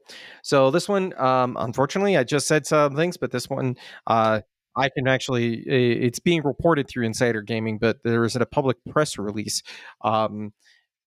So As Yeah, Insider yeah. Gaming has reported, over 3 dozen U.S. states lawmakers want the Federal Trade Commission to dive deeper into the pending sale of Electronic Arts.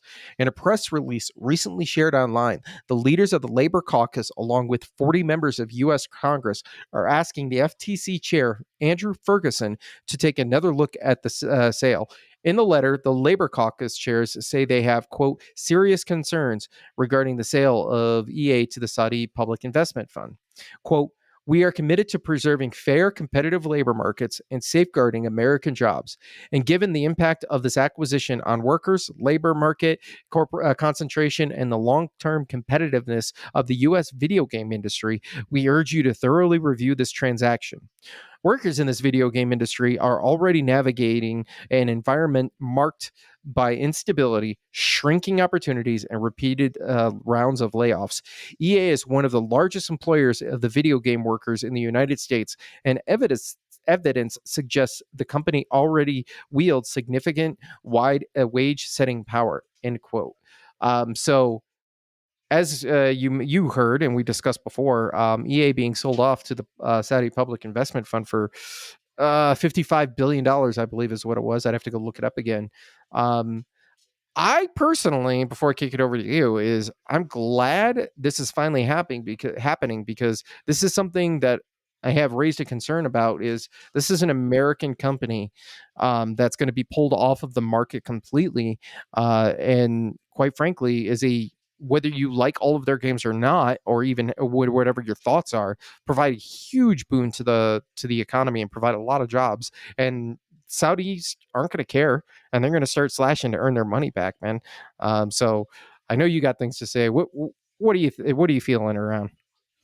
Okay, first of all, if anybody who isn't following this, you probably should be. EA has throughout their history as a company given us some of the most influential games in history, like throughout gaming history. They've been around for pretty much the start of gaming. Yes, everybody knows them for their sports games. However, they also started the Need for Speed franchises. They've started the racing games. Okay, they have other games. Typically, they're like movie license IPs for the PS1 and PS2 eras. They like the Harry Potter games, things like that. Now, the problem that I'm seeing with this isn't so much the they're being sold. It's the jobs. How much is this going to affect the video game market in the US? Is this going to become a standard down the line? Yeah. Okay, EA being sold for 55 billion, I'm not surprised. That is an astronomically high number. But how much was Blizzard sold for? Yeah. Like, see this is where I have to look at things from, instead of the political side, I have to look at it from the logical side. Okay, I hate bringing up politics. I hate how intertwined gaming and politics can be, and this is just one of those unfortunate crossovers. You're talking hundreds of thousands of jobs leaving the US. Mm-hmm. You're talking a massive player in the industry leaving their country of origin. A company who has time and time again put out massive numbers. Whether we like to admit it or not, sports games sell. They will always sell. People always want to play them. They might not be our cup of tea. Hell, I love baseball, but I ain't playing MLB The Show, but people will do it. They Okay. will. They will. In fact, MLB The Show, if you remember, was one of the top selling games of last year. It consistently is. So is Madden. Like this is the type of shift that we're about to see now. All of these games are going to get sourced out of the US now. Or they might not. Who knows? The developers could stay here in the US under their new Saudi ownership, and there's nothing wrong with that necessarily. But you have a publicly traded company that's now leaving. Yes, and that So and they're that and that's the big thing here. like the big issue that I'm seeing is, once again, I hate politics, but unfortunately this is a crossover.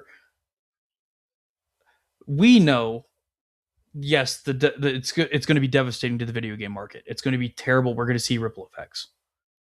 It's going to be terrible for American investors too that are invested in these companies if this becomes a common thing.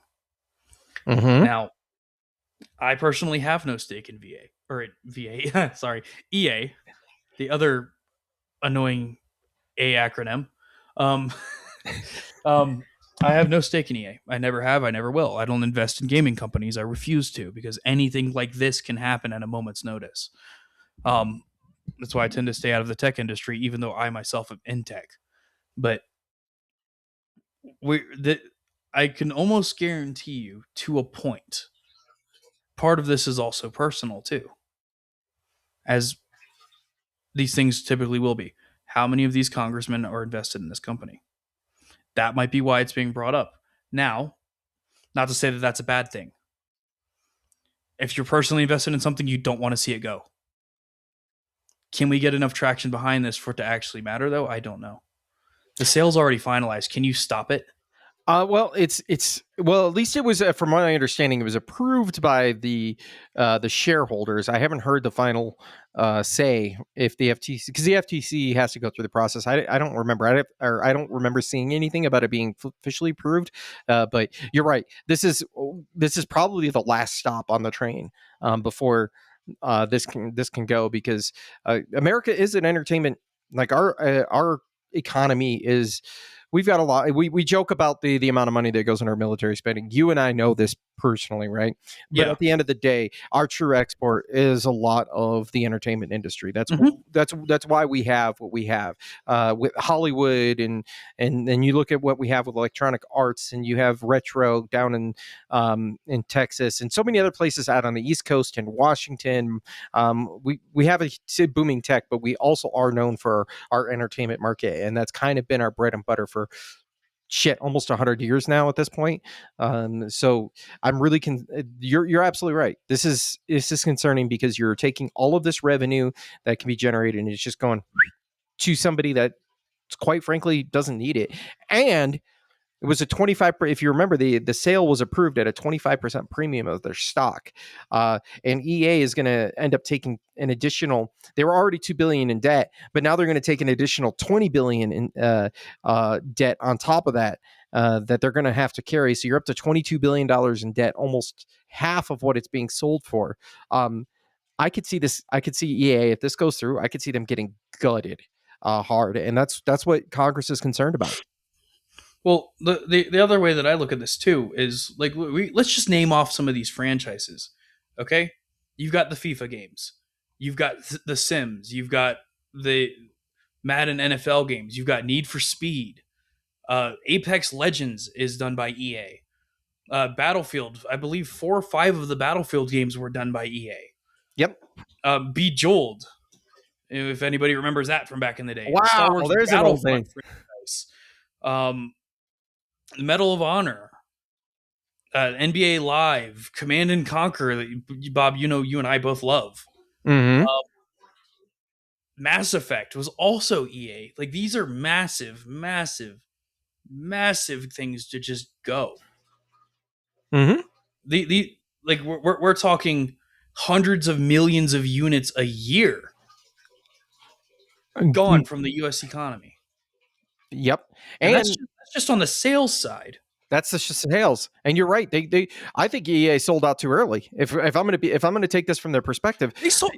I think they sold out too low. Blizzard sold for what, 100 billion? $70 billion, Yeah, and 70 billion.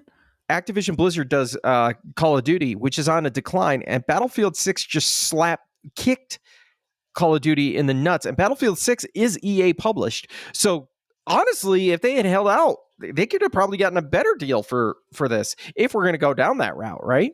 Sell it to Sony.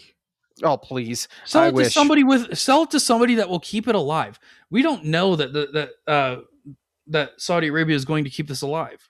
We don't know that. They could just nix it and say, "Hey, we just ate $55 billion. You don't get your games anymore." Mm-hmm. Yep. Sell it to another big player, not some unknown that hasn't proven themselves in the industry. Yep. I wish I had that kind of money where I could just It, casually buy one of the biggest publishers in the world. like the only reason why I know Sony and Microsoft probably didn't do it because you'd immediately get the FTC looking at you being like, that's a monopoly. Oh yeah, Microsoft owns how much now? absolutely. Sony owns how much? Like it. That's the only reason why I could see it not happening. Mm-hmm. But then again, the FTC also doesn't give a crap sometimes, and we have things like Nvidia. But well, that's That's something That's for a whole nother cast. I yeah, don't know. you're This doesn't sit well with me. It hasn't sat well with me since it was announced. I really hope. Like, I don't play most of these games anymore. I've played Mass Effect. That's probably been. I mean, Battlefield 6 too. These are the most recent things I've done. I don't play the sports games. I don't play Sims. My wife does, and I know she would hate if she could never get Sims again. But then again, we've been getting Sims 4 expansions for how many years now? Like, are they still releasing expansions? yes, yes. That's The awesome. game sells. People want to buy it. That's the problem. That is 100% the problem. Do I think EA had a big flop in the middle of everything when everything started becoming all this loot crate stuff and they've recently fixed that? Yeah. Lest we forget how bad the Star Wars Battlefront reboot was. I'll never Holy forget. holy crap. Oh yeah, absolutely. Dude, I'm sorry I had to go look this up. You are right. So 400%. This is amazing. So Sims 4, the base game itself, releases for Windows in September of 2014.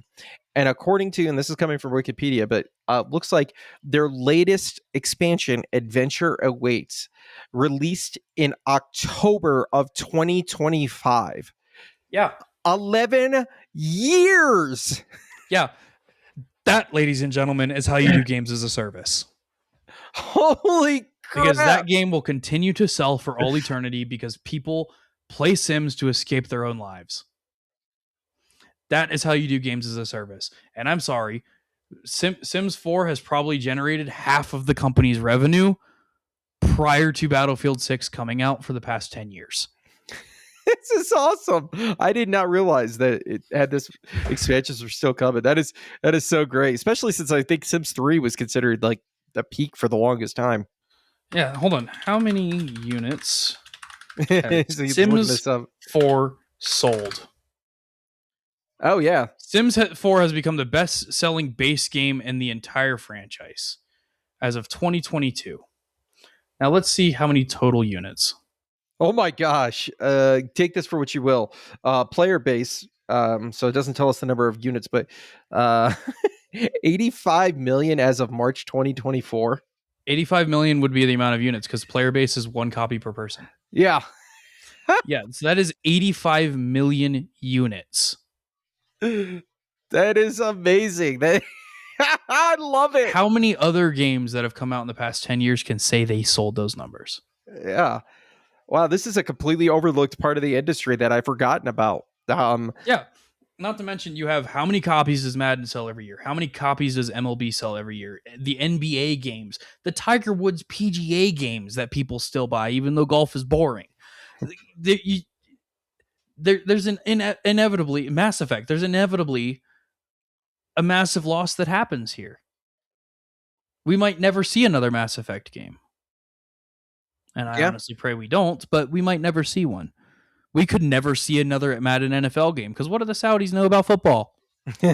Hey, they got soccer. They'll get the FIFA stuff. It's yeah, they'll get FIFA right. No, that's really interesting, man. I didn't. It's a good perspective. I didn't think about the other games that are in there because as hardcore gamers, we think about Mass Effect and Battlefield, but there's a huge casual market in there. Mhm. It's like the announcement, similar to last week, the announcement for Ubisoft and its breakup. I looked at the IPs they own. I didn't realize there's one mobile game that I play as like a what the hell, why not? And I paid a one-time fee for something, and I'm like, wait a minute, Ubisoft owns it? And then it kind of clicked in my head because you could get these characters in the game, and Rayman's there. And I thought it was a collab until I realized who actually runs it because if you look, Ubisoft's name is not on the loading screens. Yeah, like this is massive. This is Ubisoft having issues level massive, Huh. if not bigger. Yeah. Dude, Like that's it's unfortunate. That's all I really want to say. Like I've said everything I want to say on it because I yep. don't want to get too far into politics. But then this is extremely political. But it's it's sad if this goes through. We might never see some of these games again. We might never see some of these franchises, even if they're not games you care about. You know somebody that does. Yep. Absolutely, good call. Well, hopefully we'll see. Maybe we do see something. I'd like to see keep the markets here, keep the company here. Let us generate the revenue, and for us, and not for another organization or another country, if you will, that's got the controlling rights to this. But yeah, sound out in the Discord if you have any thoughts on this. Maybe there's something I'm missing. Maybe there's something we're glaring obvious we're not seeing. Um, um, all right. Well, final item. I know you brought this to my attention. I saw it and I didn't realize. I thought it was a broken link, so I ignored it. Um, so this is a.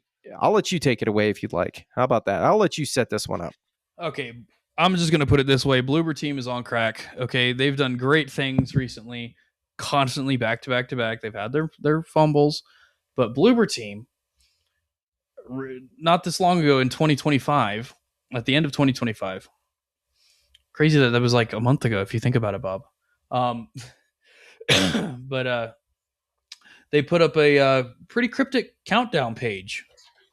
Um, and they just recently updated it, added in an image of a rose and a lovely quote: "Some things never leave the walls; they only learn to wait." Okay, with a 17 days left on this countdown. Okay, and anybody who's ever played a Blooper Team game before might remember a older, PS2 title called Rule of Rose. It was a survival horror game. If you want to try and find a copy of it now, you're going to be paying an arm and a leg for it, but it was a survival horror game back in the day. Developed by Punchline originally. And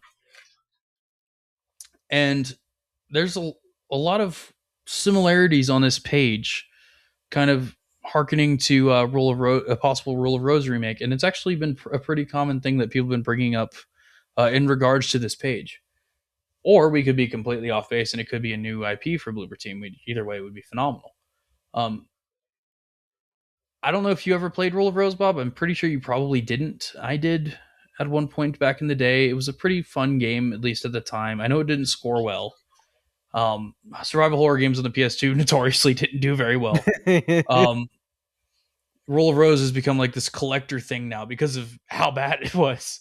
Um, like we're looking, like I'm on eBay right now, like $300 to $800 for a open copy of this game for PS2, which is insane to think about. I've got PS1 games that didn't even cost that much. I've got NES games that didn't even cost that much. But it seems to be a pretty common thing that people are thinking that this is going to be an announcement for Rule of Rose. And there's a little play button on the page as well that actually does play an excerpt from a poem, The Sick Rose by William Blake, published in the 1700s, late 1700s, that also seems to be hinting at this. Um, it'd be interesting to see, because they just did Silent Hill 2, the Silent Hill 2 remake. Be interesting to see if this is going to be a route that they keep going down, at least for me personally, where they're going to remake all of these, if you would, hidden gems, I guess, of survival horror from back in the day. I know Rule of Rose wasn't received well back then. We could be looking at a masterpiece because, they did a phenomenal job with Silent Hill 2. It got a lot of people introduced to the franchise. Silent Hill 2 personally wouldn't have been the one I would have remade, but, whatever. But hey, what do you think, Bob? Do you think that this might be a hint towards a Rule of Rose remake? The more I'm looking into this, I could see this. Which really interesting is I'm trying to, and I've been playing a workshop in this since we last first started talking about this. Is the URL makes zero sense. I'm not even going to pronounce or spell it out for folks because it starts with REMOSDENUL, and then that's only like the first third of this URL. So it seems to be a bunch of scrambling. But I could see this end up being a Rule of Rose remake because that game, like you said, they've been working on it on uh, a lot of good survival horror. They just had Silent Hill 2. We just had Chronos: The New Dawn, so a new IP. So maybe they're going back to something else and trying to touching up and saying, all right, what's next in line? Most people are looking at Silent Hill 1, but I think there is a possibility. I would be curious. All signs. Let me just put it this way: the long way of saying is, all signs lead to a rule of rose, and if so, this might be the opportunity for me to play it because I know one person that has a physical copy, and like you said, looking at the prices, short of doing emulation, uh, there's really no way to play this game. Oh no, it's incredibly expensive. It's I don't own a physical copy. I don't think I ever will. I'm not comfortable with spending that much on a game anymore. Like I have to absolutely love it. Like I'll spend $600, $700 on a sealed LOD, but that is it. There's no way I'm doing it for this game. Not to say the game wasn't good. You know, mixed reviews and all of that. Survival horror games, take them as you will. What one person loves, another person might hate.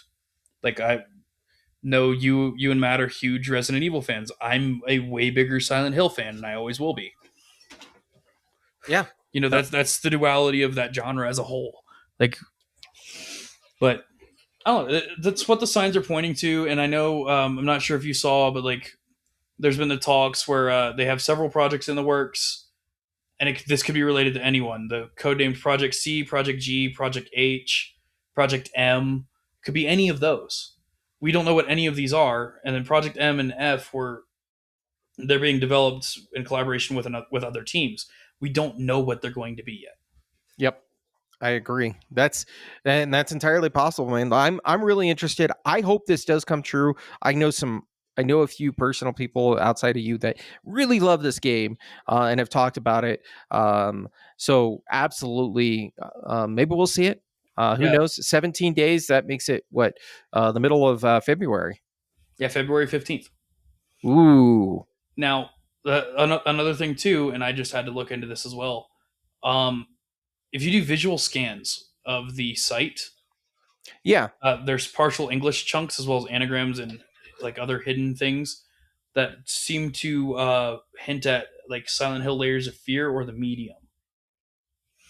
But I don't know if that's necessarily true. You know, there's a level of coping that's going to go into things like this because people are going to read into whatever they want to believe. But like the rows on the site and tying in with like them redoing old survival horror games, I really think this is Rule of the Rose. Like well, it has to be. Like Punchline has been non-existent since Rule of Rose. It was their last game that they did. They did another one I don't remember the name of earlier in the like it was I don't remember what it was called, but they did it with in partnership with Natsumi. It was like a GameStop thing. I don't remember the name of. It was a yeah. weird game, like a fever dream game. Um, but they haven't done anything. This could be the opportunity to get that developer back into like the limelight because obviously it's going to be a remake of this, or it could be this could possibly be a remake of Rule the Rose, maybe a second game, who knows? But you know, it could get an old developer back in the limelight. People might go back and be like, "Hey, they made this game back then. Let's try the original." Oh yeah, I could see that. I'm going to be playing with this. This workshopping of the word. You know, somebody on the internet's already trying to unscramble this and see if it means something else or if it's translation. Or I love these. It's almost like an AR game. Yeah, yeah, Okay. Well, we'll definitely be keeping an eye out for it. February 15th, which lines up with when we expect a state of play that day.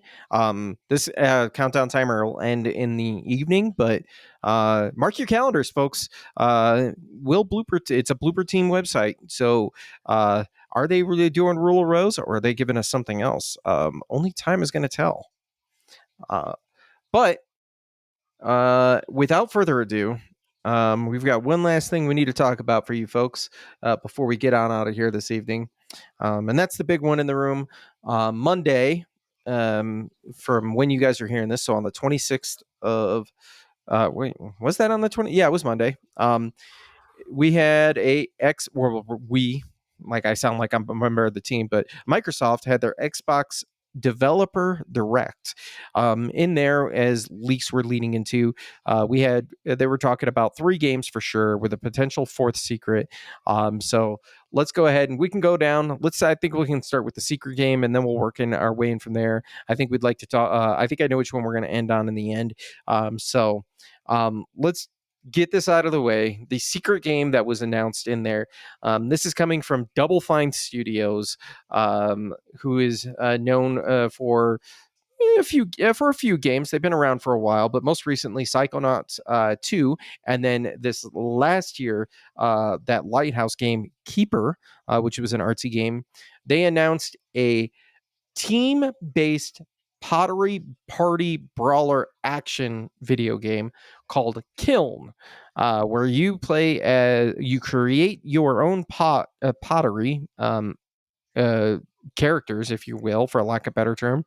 And those will define the weapons you use in battle as you take on other enemies on the stage or other players in an attempt to take them all down. Um, I personally think this is the kind of game that I would go in and make a penis monster, a penis vase, and walk away. Um, I I don't know about you, man. Are you interested in this at all? No, I we'll see. Like it seems like something I'm gonna like pull up somebody else playing on YouTube to determine if I'm even interested. Like it's not my type of game in the slightest. Like I said earlier, I'm not really into the cutesy stuff. This looks it's to put it bluntly, it's a level of autism I don't think I have. But you know, it's gonna be somebody's favorite game, somebody's game of the year. I can't take that away. The studio has made other games that are well loved, like Psychonauts. We'll see. Like, if it's a smash hit, I might try it. Like I said the same thing about Fall Guys and ended up loving Fall Guys. So who knows? Who knows? As of right now, I'm really not that interested, but we'll see. That's fair. I don't blame you. And I'm with you. If it was I don't know if they've announced a price, but if it's free to play, just like with Highguard, yeah, I can afford to give you 2 hours to see what it's all about and Yeah. go from there. But definitely, and for the record, this is coming out. They didn't give it a release date, but they gave us a release window of spring this year, 2026. And this is coming to all platforms, which include Xbox. PlayStation is on there, and as well, I'm looking Windows. So no Switch on this, but this was the secret game that kind of took the rug out from some people's momentum, if you will. But maybe you're interested. Maybe you play with your kids. From Double Fine, Kiln, Kiln. Go play as a pottery creature and beat up others. Coming this spring. Um, all right. Next one. This one I know is big for our racing community out there.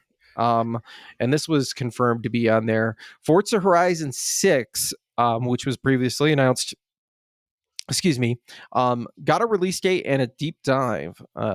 It is coming to Xbox and PC on May 19th this year, with a PlayStation 5 release later this year. Doesn't say when, but I suspect probably late summer, if I had to take a guess. This is the Forza Horizon that I know a lot of people are excited about because it takes place in Japan for the first time. I'm not a big racing guy myself. I always like being around, playing with them and farting with them, and I think Forza is probably. I don't want to say it's necessarily better than GT, but I've always kind of liked it a little bit more outside of the true brawler stuff for racing games. As a PC guy, will you be able to handle this and go down the streets of Tokyo? Yeah. Like I've already said, I'm gonna end up buying it. It's just I'm not the biggest Forza fan. I'll probably end up playing it quite a bit eventually.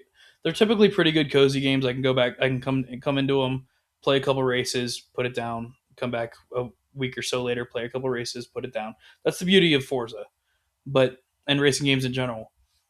But if you really want to sell me on this, and I've seen this rumor, I don't know if you have. There's a rumor of this whole Gundam crossover thing. I saw that at the end of the very end of the trailer. Some people suspected Gundam. I've heard uh, the what is it? Transformers, because it kind of almost looked like an Optimus Prime. I've heard Nope, all those look kinds of like stuff. Gundam feet. Those look like Gundam feet. But give me that and give me Initial D, and you've got me. You've got me. You have a racing game taking place in Japan. Give me the GT86 or the AE86 from Initial D. Let me make it look exactly like it, and I will play the fuck out of this game. I'll tell you that right now. Give me a Speed Racer crossover. A Speed Racer, hell yeah, a Speed Racer crossover, bro. I want to play as Racer X. I want to feel like I'm there. Like, Yeah. come on, you have so much you can go with because this is Japan. Just do not give me Bleach and Naruto, please. I do not want them in a racing game. I could see this, No man. Dragon Ball. No Dragon Ball. Let it die already. We'll see, man. I'm glad. I coming out in May, so I assume you'll pick it up on PC then. Yeah, I'm gonna probably yeah. Out of I don't even know what I'm gonna get on PlayStation, but yeah, I'm gonna pick it up on PC. Okay, that's fair. Um, I know we got some racing members, community members love these racing games, so definitely look out for it. Coming May 19th, and then I'm surprised this is the one that did not come day and date onto PlayStation. I guess they're giving it some time to breathe, but Forza Horizon 5 ended up topping the charts last year, despite it being a several-year-old game, like 5 years old game. So definitely looking forward to this. I'd like to at least see it on PlayStation. So Yeah, maybe Matt will get it and I'll go over to his house and throw it down. yeah. Who knows? You could also play it on PC. You have a PC. Just saying. Yeah. I don't know if it can handle that. It'll look No, like probably not. it'll be like the Switch trying to run Kingdom Come Deliverance. Like uh, uh, it's well, this more like next Switch Mario Kart. yeah. This next one I know has made a lot of waves. I have some thoughts, but I want to kind of kick it over to you to see what you're thinking. Um, this is coming from Game Freak, who is the team that develops not all, but they mainly deal with Pokemon. They a few years ago started up their Gears initiative, I think is what they called it, where their team was split into two development teams. One was handling all of the Pokemon, and then the other one was kind of pitching the UIP. So they put out a few over the years, but they finally circled back around. We saw this last year during the Microsoft or Summer Games Fest, during the Microsoft event of Summer Games Fest, their segment, Beast of Reincarnation. This is a from Xbox's website. Explore what it means to be a human in Beast of Reincarnation, an expansive one person, one dog action RPG built around demanding technical combat. This is coming day and date to PlayStation, Xbox, and PC, I believe, as well on that one. Yep. Um, in summer of 2026. So no release date, but we got a release window, man. Yep. I've got some thoughts, but I'm curious. Is this something that you're actually interested in? Yes, I'm getting it day one. Um, I'm a little concerned. I'm going to err on the side of caution. I've seen what Game Freak can do in the past. I know they can make great games. I have not been impressed with Pokemon lately, so we'll see. But it is going to be a day one game for me. I'm probably going to play it day one. I'll probably be the first one in our friend group to play it, because I know there's so many things coming out summer this year that you guys are going to be all on top of. But I'm going to err a little bit on the side of caution. I saw the gameplay. I'm not liking how I'm seeing some like shadows handled and things like that. I think we need a little bit more polish, but we're 90% of the way there. It looks great so far. Make it look phenomenal. Okay, I could see that. I don't think I'm on the day and date for this game. I'm hoping we get a demo. I don't know if I think that was uh I don't think it was actually announced. No, no. So, oh, I haven't seen a demo yet, but if we do get one, I'd be okay with this, because I'm gonna be honest. I know everybody's excited for this, and I think it looks good, but I think this game has an identity crisis. I have seen, and what I mean by Yep. this is I've seen the combat. It goes from the very stellar blade, most recently, typical third person action style combat, to almost tactical RPG, or not tactical, but turn based. It's not quite turn based, but I like to think more like Final Fantasy VII Rebirth and remake style combat. I'm seeing visual identity from a lot of different things that are coming in there. So I'm kind of curious how they're going to mesh all these ideas together. And I'm not saying it's bad, because Yeah. Highguard most recently did the same thing, but I need to see a demo before I can finally get my full thumb on this. Yeah, maybe mentioning Highgarden as an example isn't the greatest thing considering Yeah. what we discussed. But yeah, like I get where you're coming from. Like I said, I'm excited for it. I want to see Game Freak break out of the fucking Pokemon shell. I really do. I know that they're able to do more than that. The trailer for this game showed us that they can do more than that. If this game comes out and it scores mid 80s, I think Nintendo's got to run for their money because Game Freak can do something better than Pokemon. Yep. I would agree with you on that one. And this is becoming a more this is showing more of what's, I think, quite frankly, Game Freak is kind of burnt out on Pokemon, and we're about to supposedly get Generation 10 soon. 10 generations of Pokemon since 1999. I'd be burnt out too, if I'm being honest. Yeah, and I'm of the persuasion that we haven't had a good one since 4th gen, but it's Yeah, I was gonna say, there you go. Now you're gonna really get people fired up with that. But we I can talk about Pokemon in the Discord, okay? It's the Shapes of Gaming Discord. You can argue with me on Pokemon all day. You're dead wrong. It's fine. It's okay to be wrong. We can argue about Pokemon. We can keep it there. We don't have to have it in the cast. Yeah. No, you're good. All right, so you'll be definitely checking it out. Oh yeah. I know Matt is, he saw this and immediately was like, I'm in on it. Day one. So as long as it doesn't drop right next to something else huge, I've got a feeling he'll be playing with you, which would be good because you'll probably be on PC and he'll be on PlayStation. So this will be good to see optimization on both different platforms, because this is new for them, going multi-platform with a AAA game. Not It's a very serious tone. This is Yeah. outside of their wheelhouse. So Game Freak, stretch your legs, man. Show us what you got. You have my curiosity. Give me a demo and you might have my attention. Just make sure you don't have a mechanic in there to capture any monsters because Nintendo will sue you for your own creation. Oh, well, I guess the last thing to talk about at this direct, and I think this was actually the last game that was announced, because I think Kiln was right before this. We finally got some information on the new Fable game. Uh, this is It's about time, I guess you could say. But I wanted to bring this up because I know you're probably excited for this. I'm absolutely excited for this. This is not a continuation of the story. This is a parallel or a different universe style of Albion, but you're still in Albion. You're still doing all of the great things that you would expect out of a Fable game. And this is the other game when we were talking about Xbox exclusives that needed to creep over, such as Forza, Gears, and Halo. Fable was the other one I was curious. And Yep. this one is coming day and date to PlayStation as well, coming fall of this year. So we'll see how that shapes out with GTA. But I I don't give a know damn about GTA. yeah, I don't blame you. I know I am super excited about this. I pretty much saw this and was like, oh, outside of some optimization with frame rates, which they have time for polish, this game looks like it is true to the core of Fable, and I'm here for it.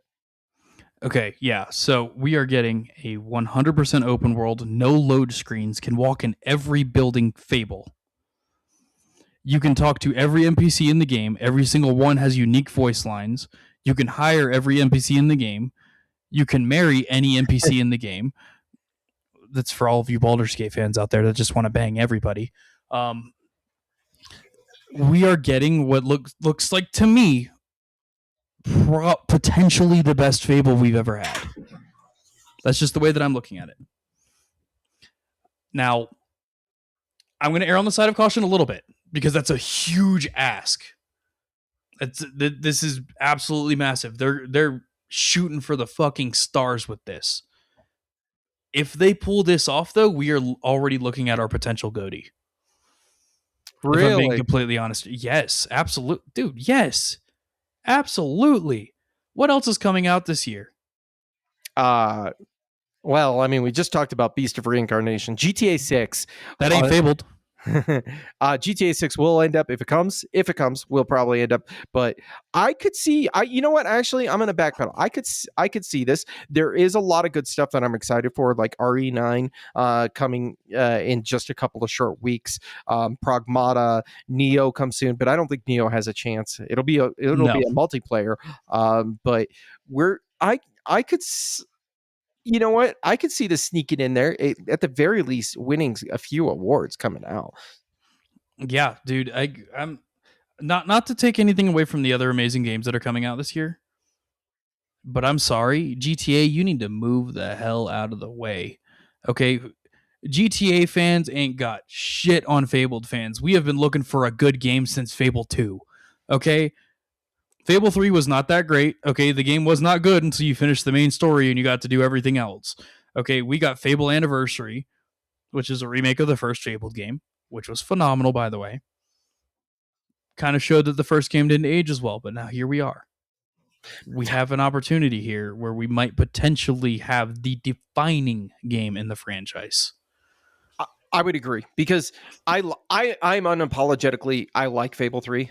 I liked all of them. I understand it's not it's probably it is the weakest, but I liked it. But Fable, I played it on my PC about 2 years ago, just for the sake of it, the original through through the Microsoft, because I was still paying for a subscription for the kids. So I was like, yeah, fuck it, I'll play Fable for a couple hours. It didn't age very well, to be honest. No, it didn't. But at the same time, if I'm playing this modern Fable game, if I'm playing this new one, and my character doesn't look like a Russian shot putter by the end of it, then we have a serious problem.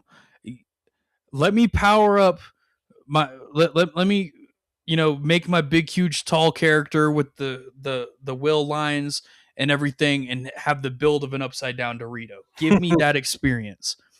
But at the same time, you don't have to. You can give me a 100% fresh take on this franchise. You could tell me that this is how Fable should have always been. I'm still going to buy it.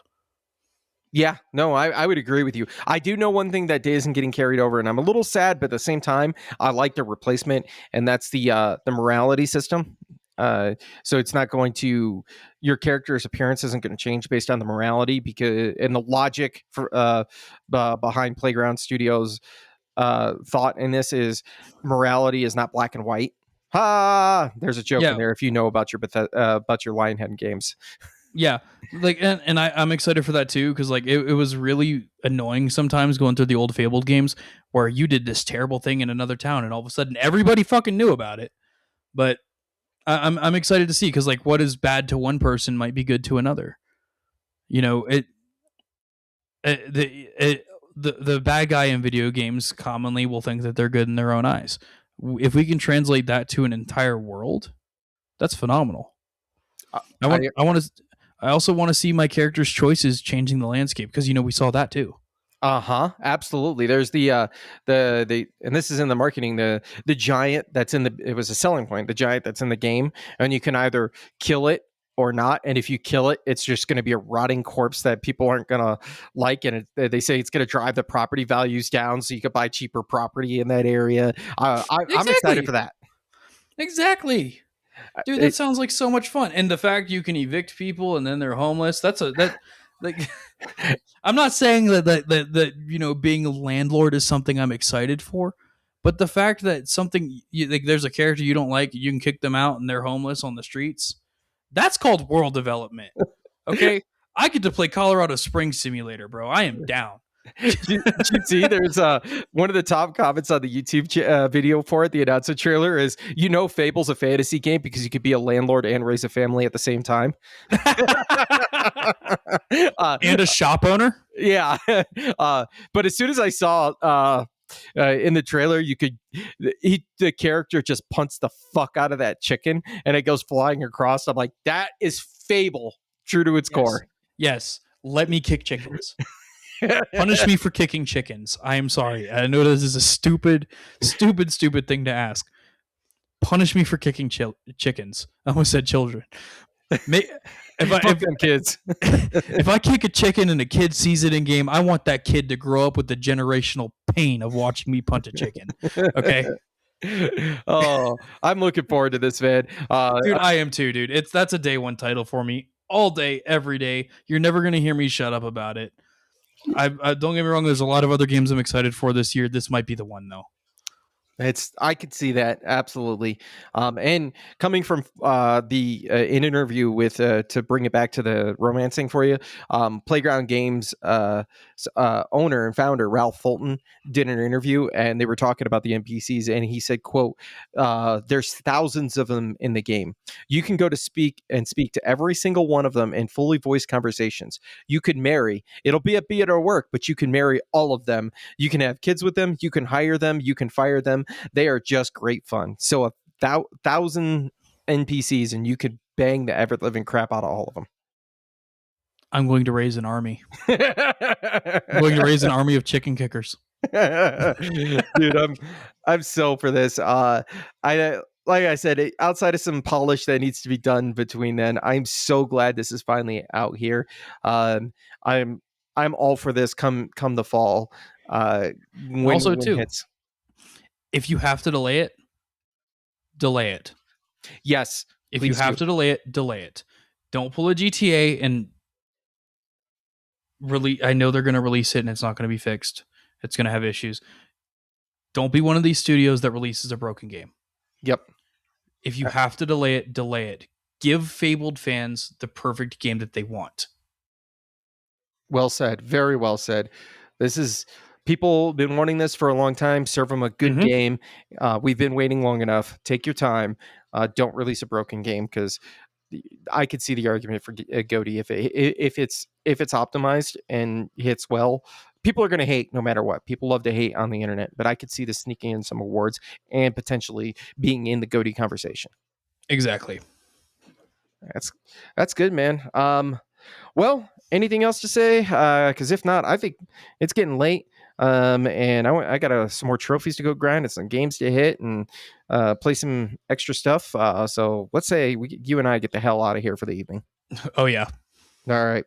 Well, once again, everybody, I apologize for the sudden shift here, but thank you for listening in and listening to my voice. I know it's not as blissful as Matt leading the show, but go check us out, shapesofgaming.com. And once again, keep the conversation going. Shapes of Gaming is a podcast shaped around gaming and, most importantly, our community. That's you. It is written, created, and recorded in beautiful Colorado Springs, Colorado, by me, Matt Stenson, and my good friend Bob Harriman. If you would like to be part of this amazing community, be sure to like, subscribe, or follow us on all the social media platforms or the podcast app of your choice. Thanks so much for listening, and always remember, keep the conversation going, and most importantly, keep gaming.